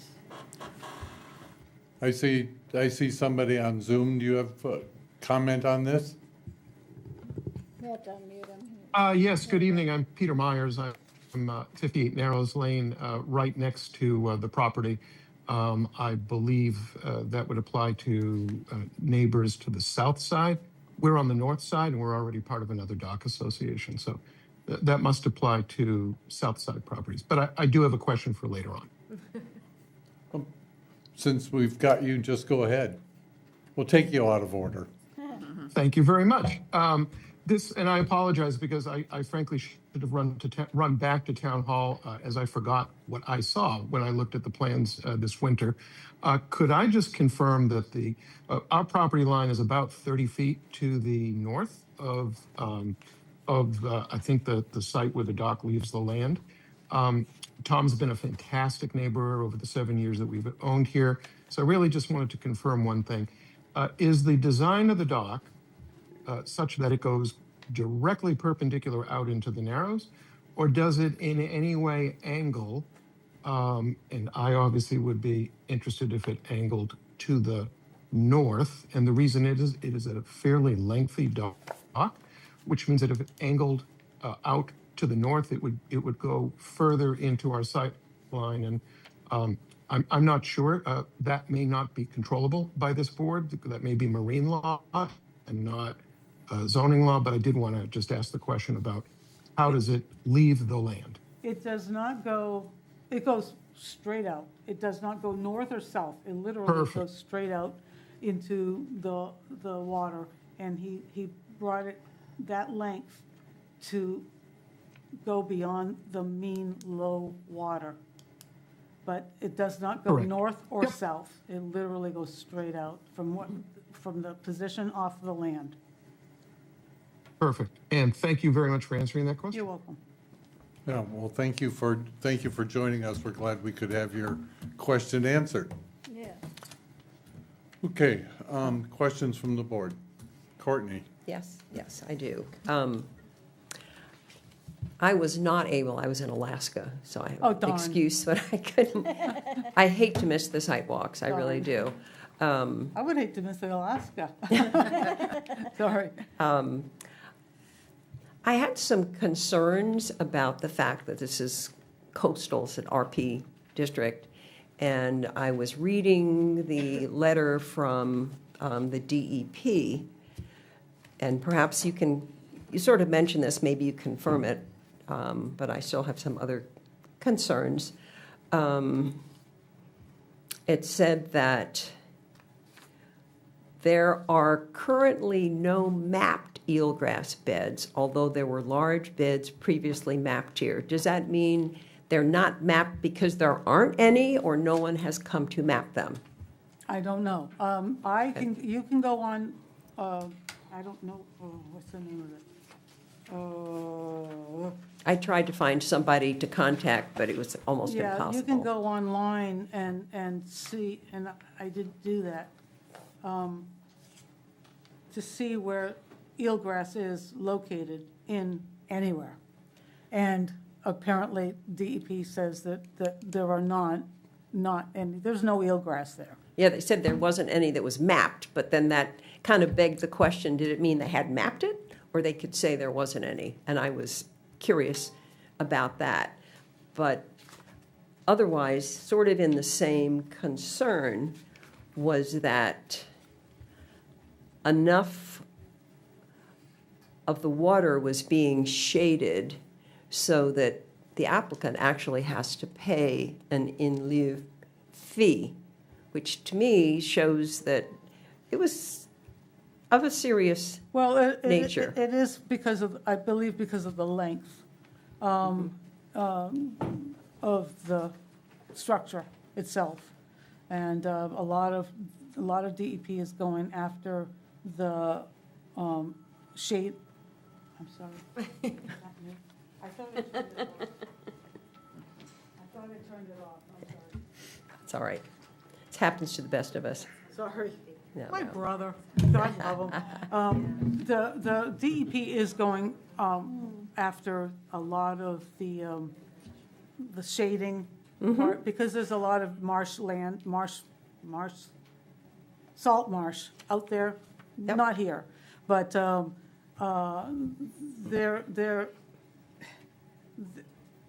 that's standard for their concern.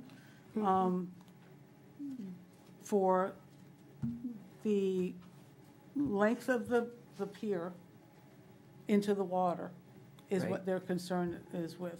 But since there's no eelgrass, that's why they sent the approval, because they don't find there's a real issue with that. I mean, it sounded like a reluctant approval, No. frankly. Well, then why charge you? Well, I don't know. Yeah. I'll tell you the truth, I've done a lot, and I know Flycatcher has done a lot, Waterman has done a lot, and this is my very, very first one Sorry. that I have ever had that fee. Very, very first one. So I hate to say this, but I haven't been subjected to that yet, until this one. So, and, it's funny because they did not contact me with this. They sent it right to him. And I all of a sudden, I found it, and I was like, what happened? I've never seen that. So I'm not really sure why they did that. Because there is on page 4, coastal wetlands are wetlands of special significance. So that Oh, they That- do, yeah, that's. that concerned me Well, because, well, that's typical of all protection rules. That's typical of all wharfs and floats and especially Harpswell. But what was the significant, what was the, that was the whole thing? his statement under wetlands and water bodies protection rules. The applicant proposes to directly alter 11.1 square feet and indirectly impact 1,106 square feet of coastal wetland to construct the proposed recreational pier. And then he goes on to say, will result in 4.4 square feet of direct impacts and 270 square feet of indirect impacts to salt marsh vegetation. When we do the applications, we have to get the dimensions of everything, calculate what the indirect and direct impacts will be. We input that into the system, however they want us to. And we can do square foot, linear foot, all that. And it calculates itself. And truthfully, they have never come back and say, that's not good. Or they have never said, that's too much. Or that's not, they never said, that's enough, not enough. But they've never come back and said, you have to change this. I input what I am given from the builder for sizes, and the way they have it set up in Mel's is you put that information in, and it does all the calculations for you. I think there was a suggestion to do something different with the pier, but the response was it would not be stable enough. I believe it was like, there was some sort of a, To make it higher. yes, what was Make it, it, 1 to 5 to 1 or something like that? Some Yeah, that's number. almost impossible to do that. That's almost impossible to do that, and it won't be stable, what they wanted. So they understood that. The contract, Redfish, Norman, sent his reply to them and saying that's almost impossible for what you want. And he has never encountered that type of request for sizes and length and whatnot. And they did not question his reply. Did not question it. So they understood what he was saying.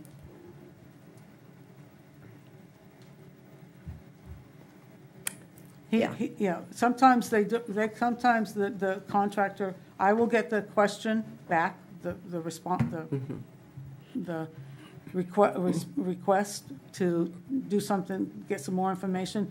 I will contact the builder, because I'm not the builder, I'm not the engineer. I want them to answer those questions for me. I fill out the paperwork. And once they get that information, sometimes the builder will literally get the email and send it back to them and CC me. I don't have anything to do with it, and that's what Norman did about that build. So, and they never replied back saying, well, let's argue this point. They never did that. Sorry. Well, thank you for your answer. You're welcome. Appreciate it. You're welcome. That answer your, as best it can? Yeah. Okay. Any other questions, comments from the board? If not, Section 15.3 of the Shoreline Zoning Ordinance sets out specific standards for piers, docks, wharfs, and similar structures. The applicant has addressed the conformance of the proposal with these standards in the application. I move that the planning board find that the application of Tom Reynolds meets the standards of 15.3 of the Shoreline Zoning Ordinance based on the findings of fact incorporated by reference as proposed by the town planner in a memo dated June 10, 2026. Is there support? Second? Okay, there's a second. Any further discussion? She did, second. I did think, yep. Any further discussion? All right, I'm ready to put it to a vote. Dan Hoback, aye. Courtney Snelling's nay. Debbie Forrester, aye. Heather Allen, aye. Christine Donovan Hall, aye. Motion passes 4-1. Conclusions of law, I move that the planning board find that in light of these findings of fact, consideration given to the supporting documentation in the record, that the planning board reaches the following conclusions. Planning board finds that applicant Tom Reynolds has met the standards of the town of Harpswell's shoreline zoning ordinance. The planning board approves the application and site plan for the wharf in the Resource Protection District at 59 Dowdy Point Road, map number 42, lot number 36, with the following standard conditions of approval. One, this approval is not final until such time as the notice of decision has been signed by the chair of the planning board. Two, this approval is based on the application, including the drawings of the proposed dock prepared by Diane Plord and Redfish and Associates, Inc., and on all submissions and information provided by the applicant at final approval, whether referenced in any findings or conditions of approval. Three, the approval is dependent upon and limited to the proposal and plans contained in the application and supporting documents submitted and affirmed to by the applicant. Any variation from the plan, proposals, and supporting documents, except de minimis changes as determined by the town planner that do not affect approval standards, is subject to the review and approval of the planning board prior to implementation. Four, the applicant shall comply with all state and federal rules and regulations that apply to the application. Is there a second? Can I add one? Sure. Can I add one, that the second set of, that the existing access stairs are removed? Yes. Oh, Yes. this is, Cool, thank you. All right. Is there a second? I'll second. Any further discussion? Christine? No, no discussion. No, I just wanted, She won. Yes, Sorry, I tried yes, again. Christine Donovan Hall, I'm sorry. Heather Allen, yes. Debbie Forrester, yes. Of course, I need clarification. I said nay before, so what position does that put me in for the conclusions of law? if you find that you could not support the findings of fact, you should also not support the conclusions. I was of just law. checking. Yeah. Nay. Thank you. Dan Hoback, aye. Motion passes 4-1. The application is approved. thank you very much. Thank You're you, very Diane. Thank you all for visiting the site, and I hope you all did not bring any ticks home. Well, I did too. I- One just crawled right up my leg. Yeah, so. right, right. There are no ticks in Alaska. Oh, wonderful. They're notorious over there, my lord. Thank you very Because all the bugs eat them, because there's too many bugs in Alaska.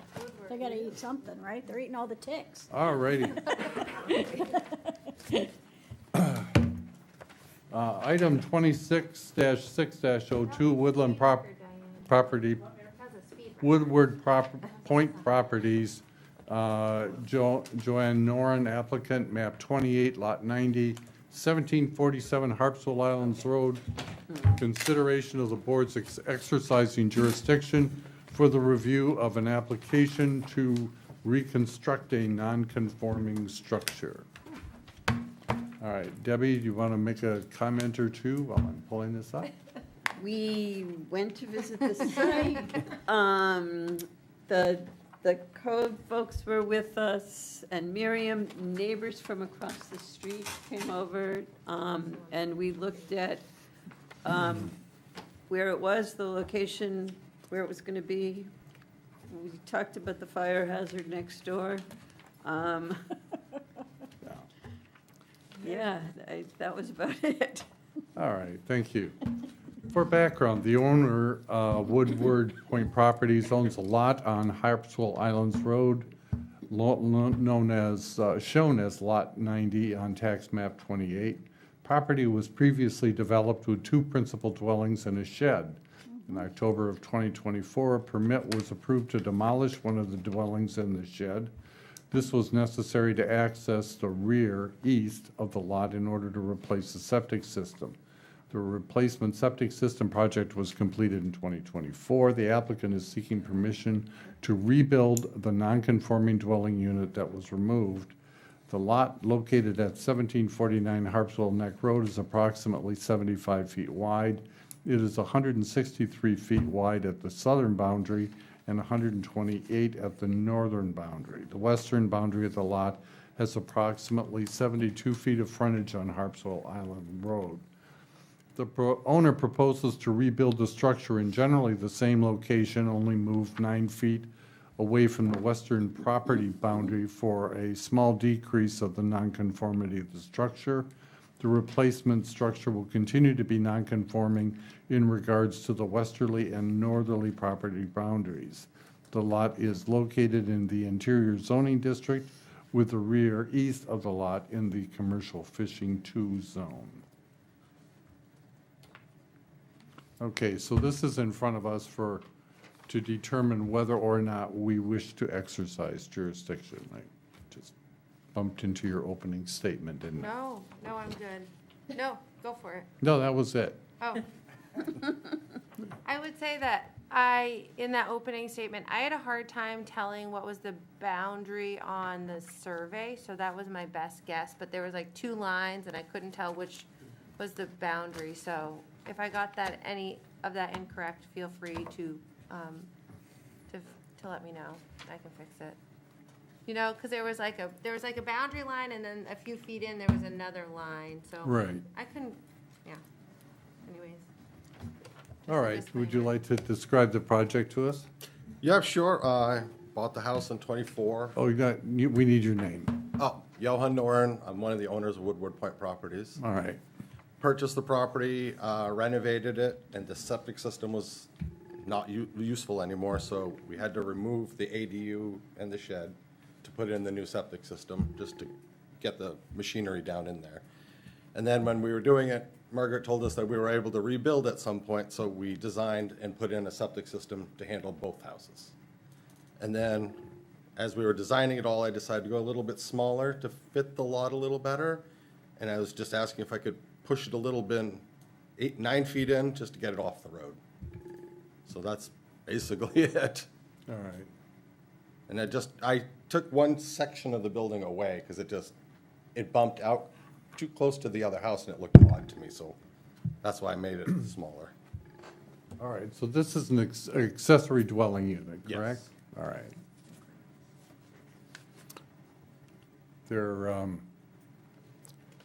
Margaret, do you want to comment on this at all?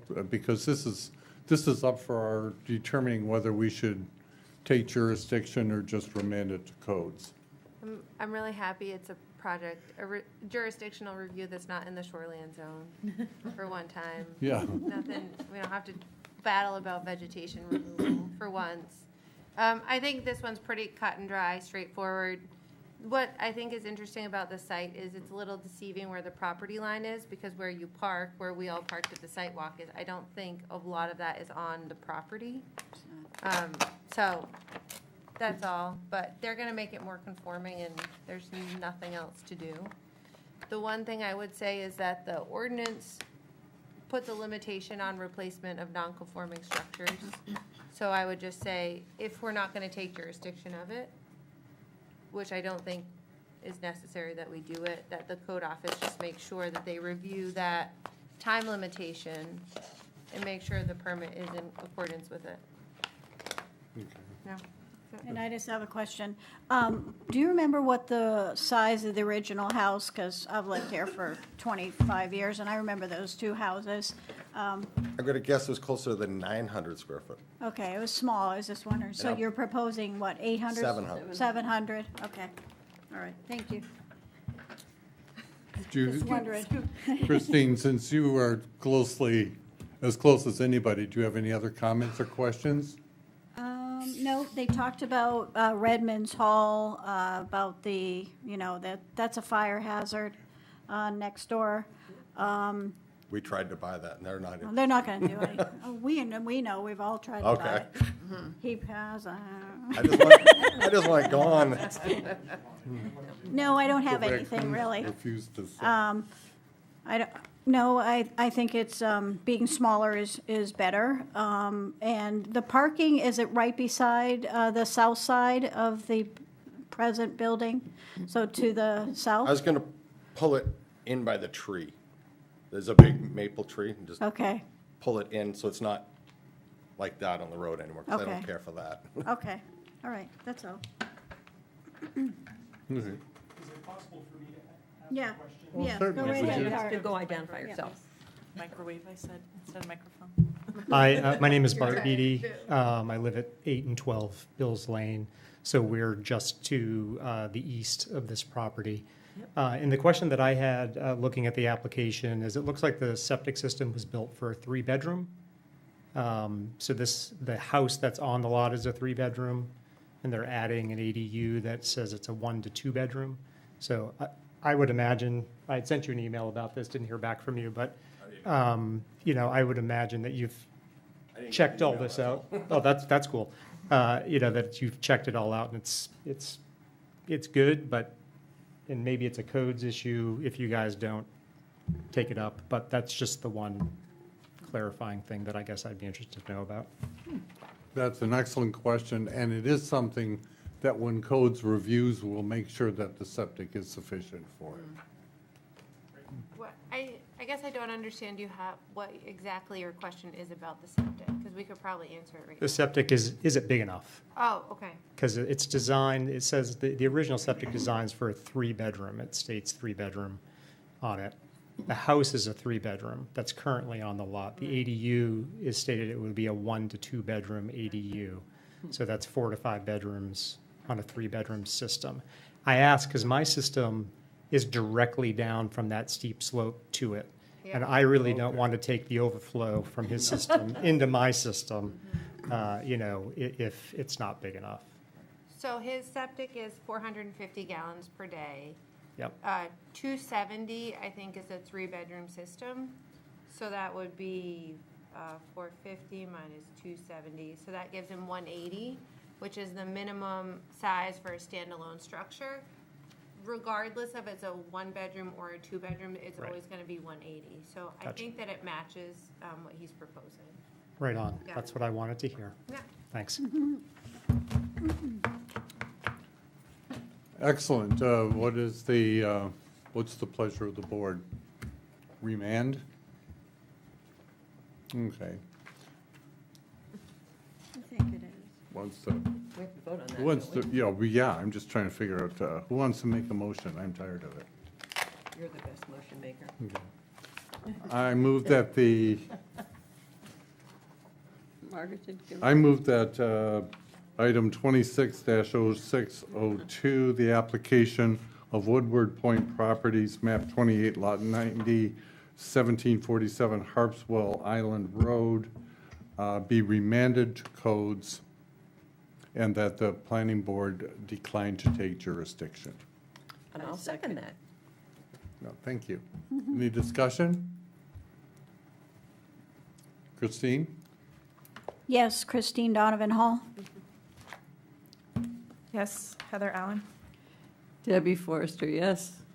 Courtney Snellings, yes. Dan Hobeck, yes. The motion passes. It's remanded to codes. Thank you. But thank you. Thank you very much. All right, we are down to our last item of business. Bart.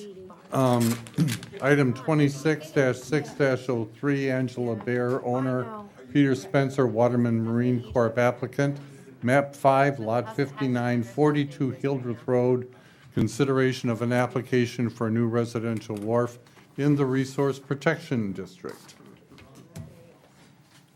Oh, here we go And I told you we'd be a little after 8 o'clock, didn't I? again. Resource protection. Okay. Debbie, you want to say a couple of words? So, actually, codes wasn't with us at this one. It was just the planning board and this gentleman who joined us, and we looked at the backyard. We saw the slope that it had to go down. We didn't know exactly where the dock was going to be put in and where the stairs were going to be put in. And we just talked about the site. But it's an extremely steep slope. It is a very steep slope. That will be one of my questions moving forward. All right, well, let me just put in the background here. Okay. Angela Bear and Douglas Beers own a lot on Hildreth Road in Harpswell. They're proposing to install a dock consisting of a pier with a seasonal ramp and float to provide access to the water.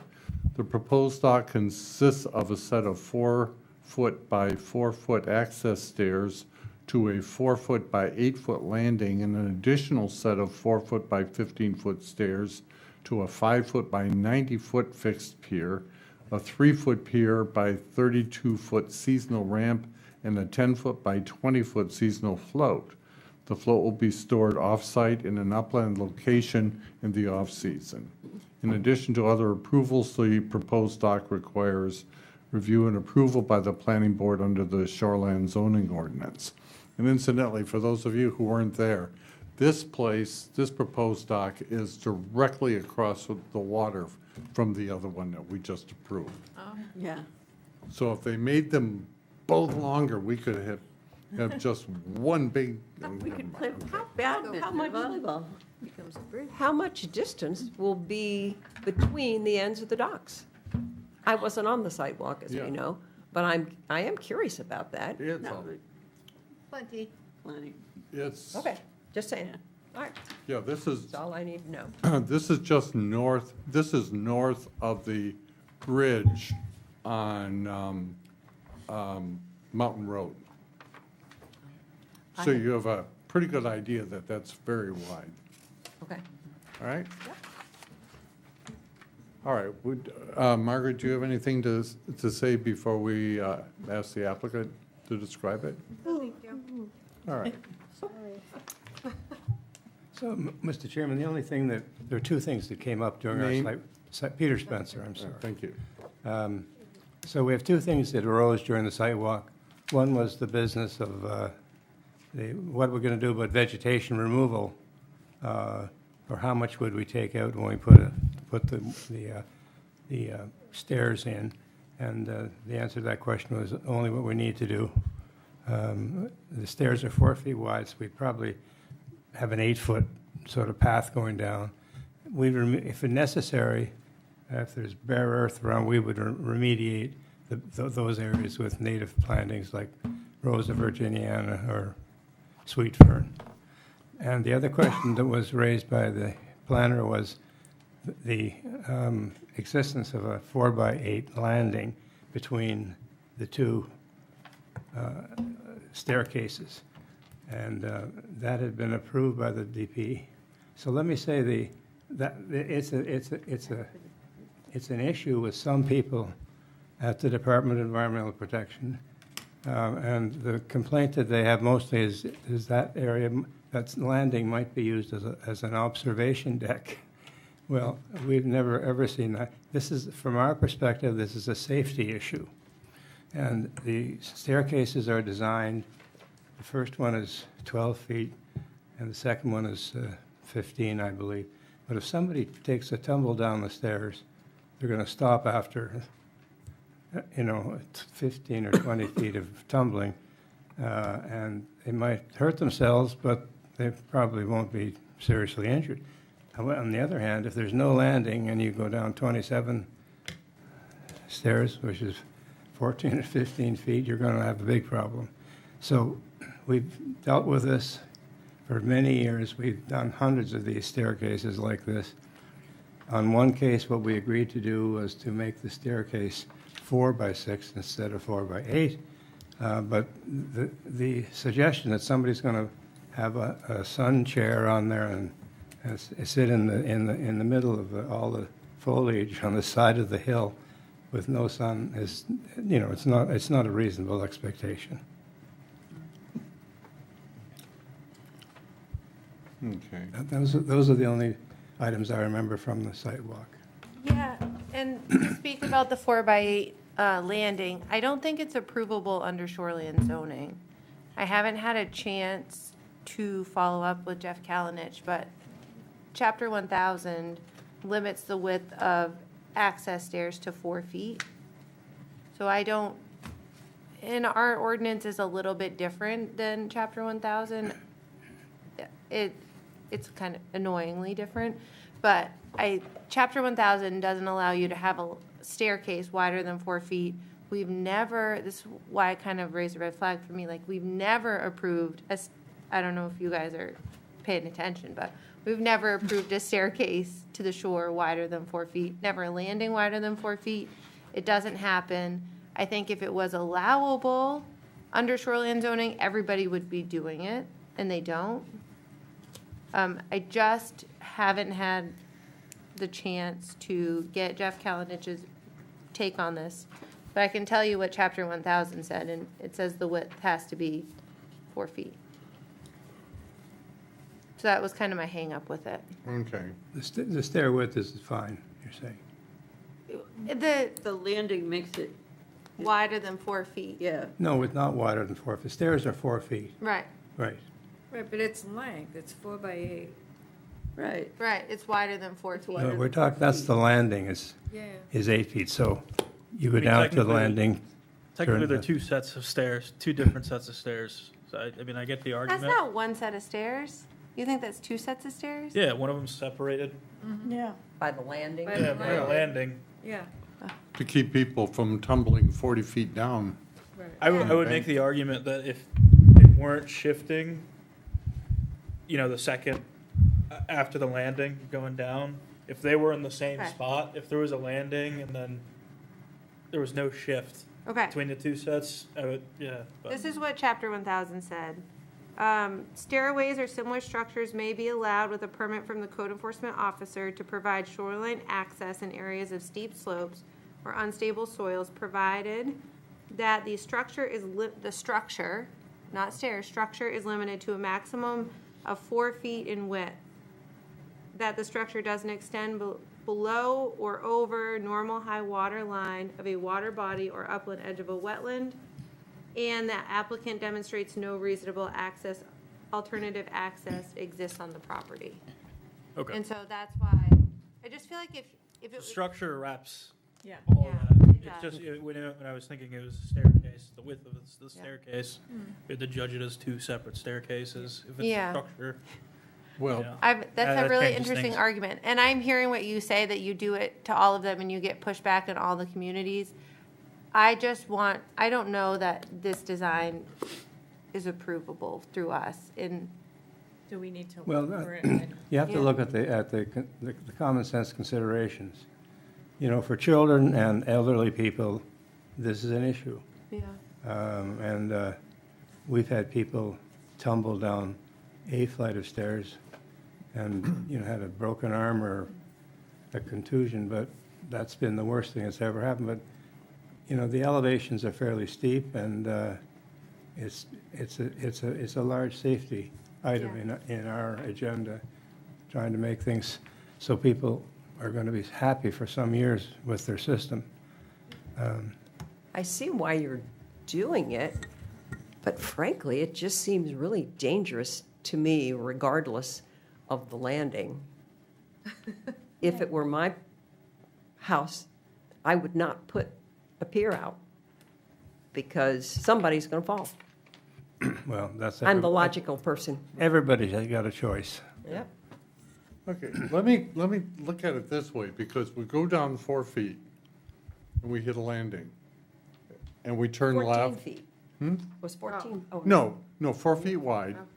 We're going Right. 14 feet wide and we hit here. Yeah. We turn left and it's 4 feet wide.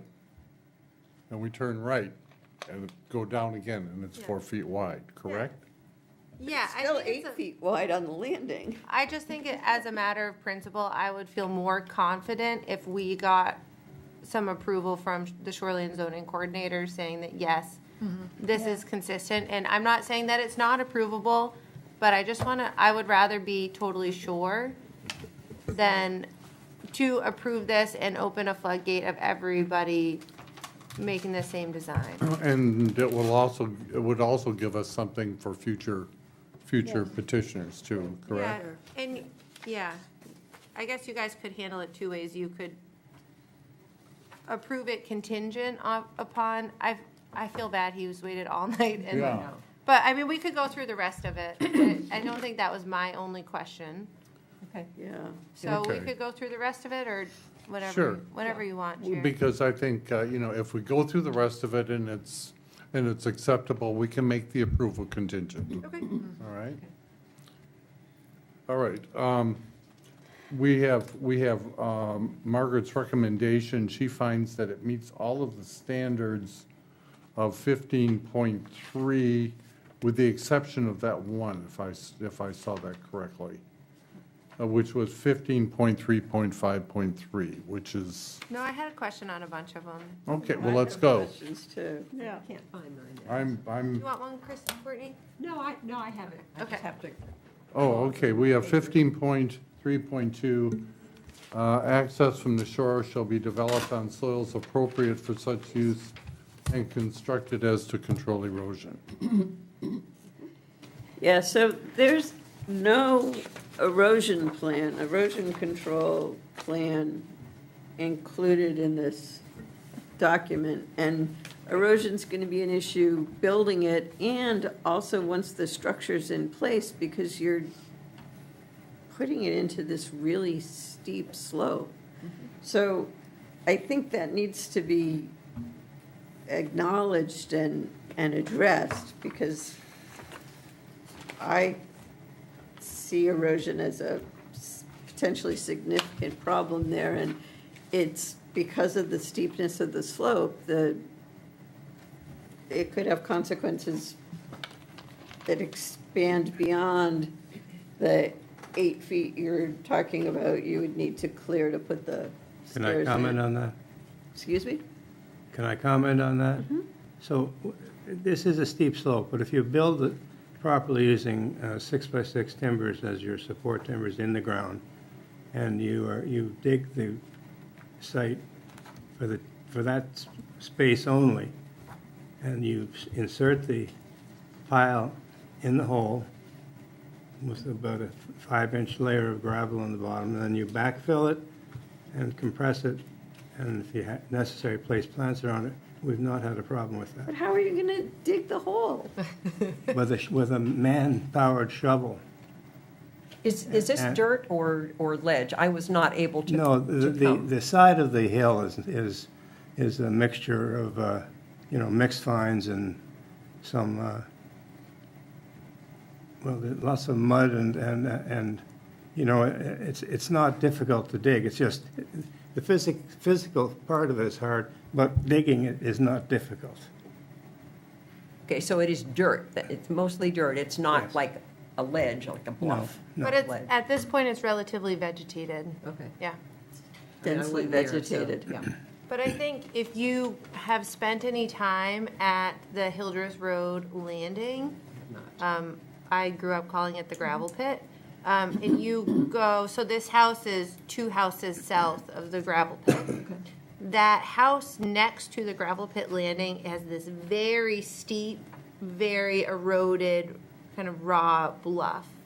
And that's kind of what I was thinking of when I made this finding, that it's worth maybe going to see. I mean, you can see it from the town property, but it's very steep and it's very eroded there. And so you wonder if that bluff is right next to it looking like that, what impact would this development have on this soil? My only, yeah. And it's not addressed. There's no erosion control plan for Well, place we that's also steep. do erosion control remediation. It's another part of our business, so we're familiar with all the issues with what you're talking about. Okay, but I think what's being raised is that there is nothing in your proposal that shows what that erosion control and remediation would look like. That's quite simple to, that's not a big deal for us. Well, okay, it may not be a big deal, but it's Well, no, something that we can provide you with a sketch of what it would look like, for example. That would probably do the trick. It's not rocket science, it's difficult, but it can be done. It would be rock science. But having that plan in front of us would enable us to satisfy the requirements here. Because right now, we can't make a finding based on an allegation that it's not rocket science. Right. No, I understand that, and I'm not trying to minimize this. No, and I'm not trying to be. If I had known we needed that, I could have done, I could have brought that, or could have given Margaret a copy of that. Okay. Do you have is that something that you're looking for? Oh, Debbie? yeah, I would definitely. I mean, Okay. it is a significantly steep slope. You couldn't even show us where it was going to go. You said, oh, somewhere in here probably. You didn't remember. So, I mean, I would like to see that. It also looks like there's another set of stairs at the bottom going off the pier, Yeah, those are but it's stairs not to the mentioned beach. anywhere. I don't know, maybe that's not what it is, but in the plan, there's, They're certainly in the drawings. and I don't recall that being mentioned in the text. Maybe I missed it. In my text? Yeah, I mean, the stairs Oh, here? Yeah. And I didn't put it in here. Yeah, I Okay, mean, I can add it. maybe I missed it. No, I doubt it. Probably didn't add it. Okay. So anyway, that's another something I noticed. Okay. What does that go down to? The beach. The gravel pit. Oh, that's the, okay. All right. So that would be something we would certainly need in order to satisfy that section. 15.3.2, access from the shore shall be developed on soils appropriate for such use and constructed so as to control erosion. So we would need that. Now we're on to 15.3.3. Location shall not interfere with existing developed or natural beach areas. So I reached out to Jeff Kalinich for guidance on this one. These are all so vague and kind of undefined, like this, the idea of appropriate soils. What are appropriate soils? What is an existing and natural beach? And I put his quote in my memo, wherever that is. I don't have it in front of me. To me, it's about as beachy as Harpswell gets. It's kind of a really nice hard-packed space. But if people don't use it as a beach, I don't think it qualifies as one. Does that make sense? Yes. Yes. But what you said here was the standard is not met based on the finding that the adjacent area is heavily used by commercial fishermen. Yeah. What is, Well, because this gravel pit landing, they drive down the landing, it's a hard packed beach, kind of like Garrison Cove. Okay. So they're able to drive down, primarily, I think, shellfish harvesters. You drive down right onto the beach and you can launch your boat there. And sometimes they leave their boat parked on the beach during the tide and then come and pick up their truck and trailer at the end of the tide. I don't know how far over their use extends of that space. I don't know if they're legally allowed to use the space in front of this property, but I know that that area is really, really heavily used by, I mean, my sister used to launch her boat there, but I think a lot of people launch boats there. Yeah, a lot of harvesters use it. So you would not be able to launch a boat, or it would just be? You would. I just didn't know. I don't know. Without input from the fisheries committee, I feel like usually the wharves aren't in a place where there's a lot of commercial fishing, but this is not that case. Yeah. So I wasn't really sure. Okay, I but, think we need a lot more information. Yeah, the harbor master and everybody. okay, well Usually then, the harbor master does weigh in before, Yeah. she does, the harbor master, the procedure is usually the harbor This is master what brings she's the talking about. application to the Harbor and Waterfront Committee, and they review it and advise. And also to the Shellfish Committee, the Marine Resource Committee. Yeah. And maybe we want to wait, just given the location. I don't think Marine Resources, we should wait, because I don't think they're going to meet again until September. But the Yeah. harbor master is part of that. Yeah. He's on that too. She. She. Yeah, she's on that now. Was to be he. okay, well, this becomes now the third question about the application. One is the landing, the second is the erosion, and the third is its effect on fisheries. I would hate to go through and get through the first couple of them and get an approval, and then have the harbor master later come on and say that that doesn't work. Yeah. I'm not sure that it would or not. I wasn't totally confident in my answer. Okay, if we were to hold off acting on this tonight to get that information that you were talking about the landing, would that also give enough time to get input from the harbor master? Yes. Okay, so we could resolve those two questions, and we could also get the erosion and sedimentation Yeah. issue taken care of, correct? Mm-hmm. Okay, Harbor master land. all right. And Are there any other things? I want to make sure that when we come back, that we don't have any other, Everything's addressed, that needs to be addressed. yeah, exactly. The stairs that I brought up are not in the construction plan. The ones on that drawing, correct? Yeah, the ones on the drawing. One's down to the beach. In the written construction plan? Yeah, it's not. The landing, the staircase, the midpoint landing, the pier, the ramp and the float. Oh, So it's not complete. Can you add to the construction plan, can you add the stairs to the beach? Sure. Okay.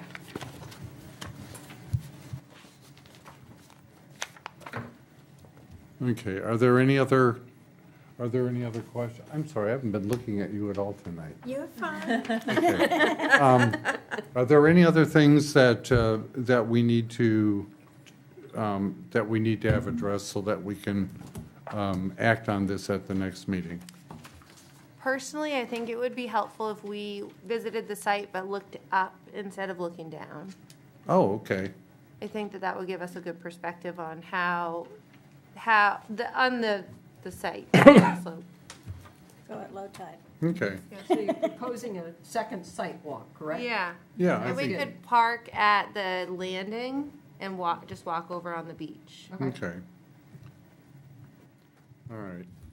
I think you see where we're going right now. We have three things that we need to consider, one of which is that landing, the second which is your sedimentation and remediation thing, and the third issue is making sure that if we were to approve this, that the harbor master wouldn't come through and say that there's an issue with fishing. Okay? Much as I'd like to take care of it tonight, there's just, when we have that many issues, I just want to make sure that when we do this, come back again, that we're able to take care of it all at once. So what is the time frame for getting back on the agenda? 1 month.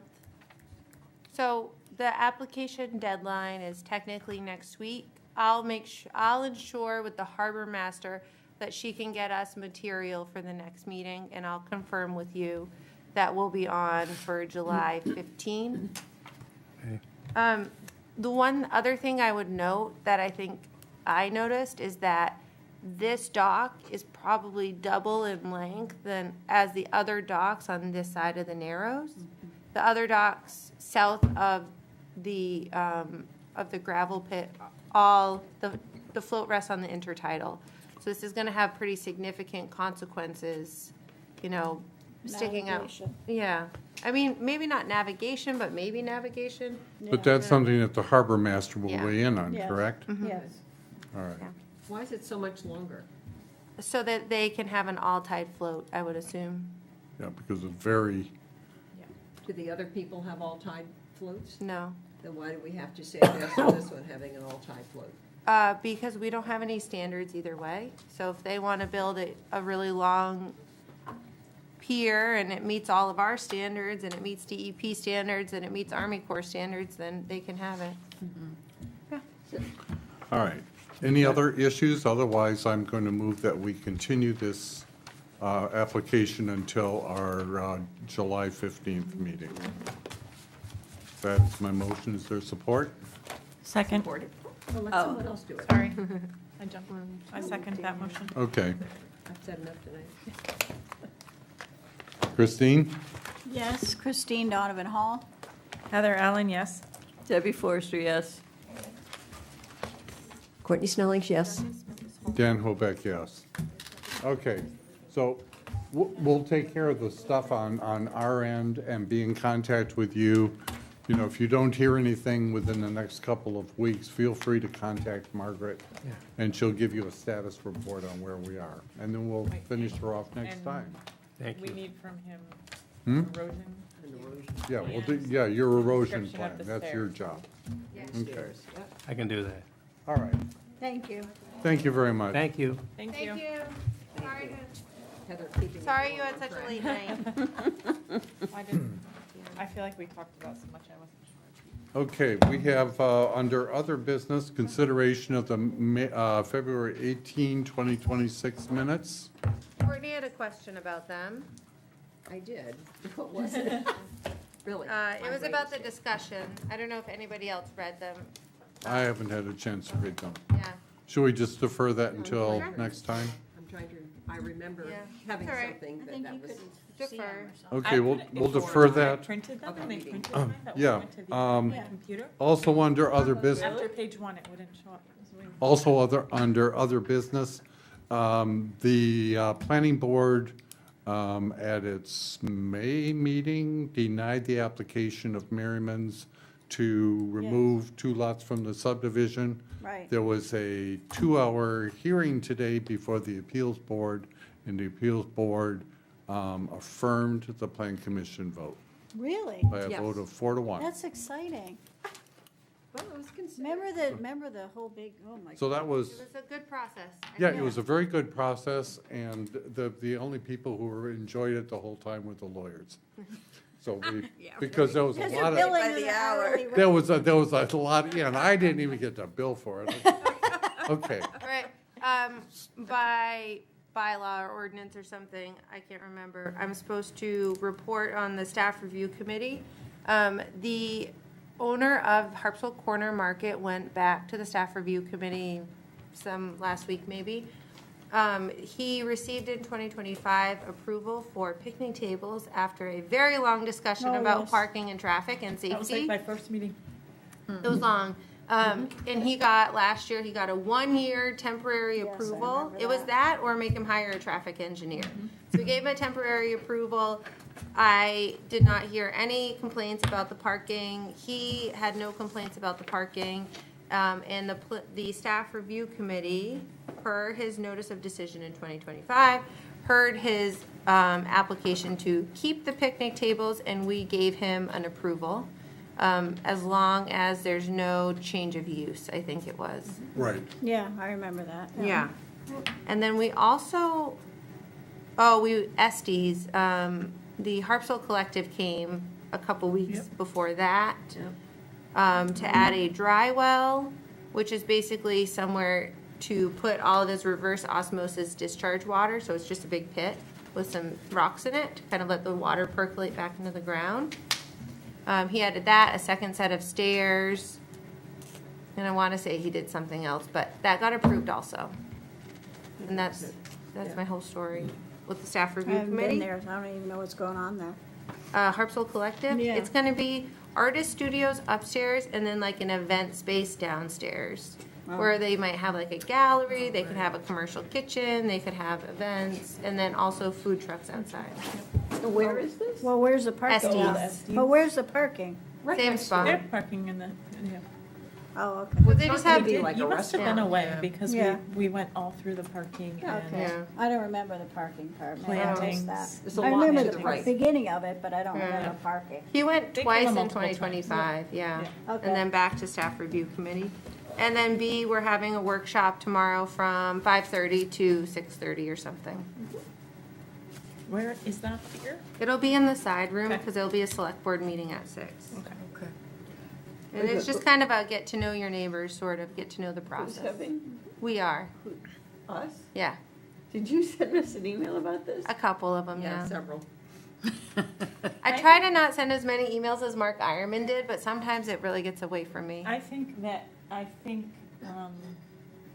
I sent one. I didn't get sent- several. I got one just from you and then one yesterday. How about asking when we were available? There I- was that I got. I got that one and then didn't hear back and Oh. got one yesterday. I must have So missed we're it. Yeah. supposed to be here tomorrow, 5:30 to 6:30. If possible, yes. Okay. And if not, that's okay. We can No, I always can. meet I up just- later. It's just, If- it's really just about, to talk about, because we have some new members, to talk about procedure, expectations, and to kind of get an introduction on everybody. Find out what makes you tick. Sure. All right. Yeah. If I hadn't shown up, it would have been because I missed. So that's tomorrow, 5:30. The other thing we're going to talk about tomorrow night, because we need to get out of here before 9 o'clock, is, We're gonna turn into pumpkins. you'll never turn into, is to talk about rescheduling site visits so more people can come. Oh, yeah. Oh, yeah. So that'll be a major Yeah, that'd be topic of nice. discussion. So, is there any other business? Hearing none, this meeting is adjourned. Thank you.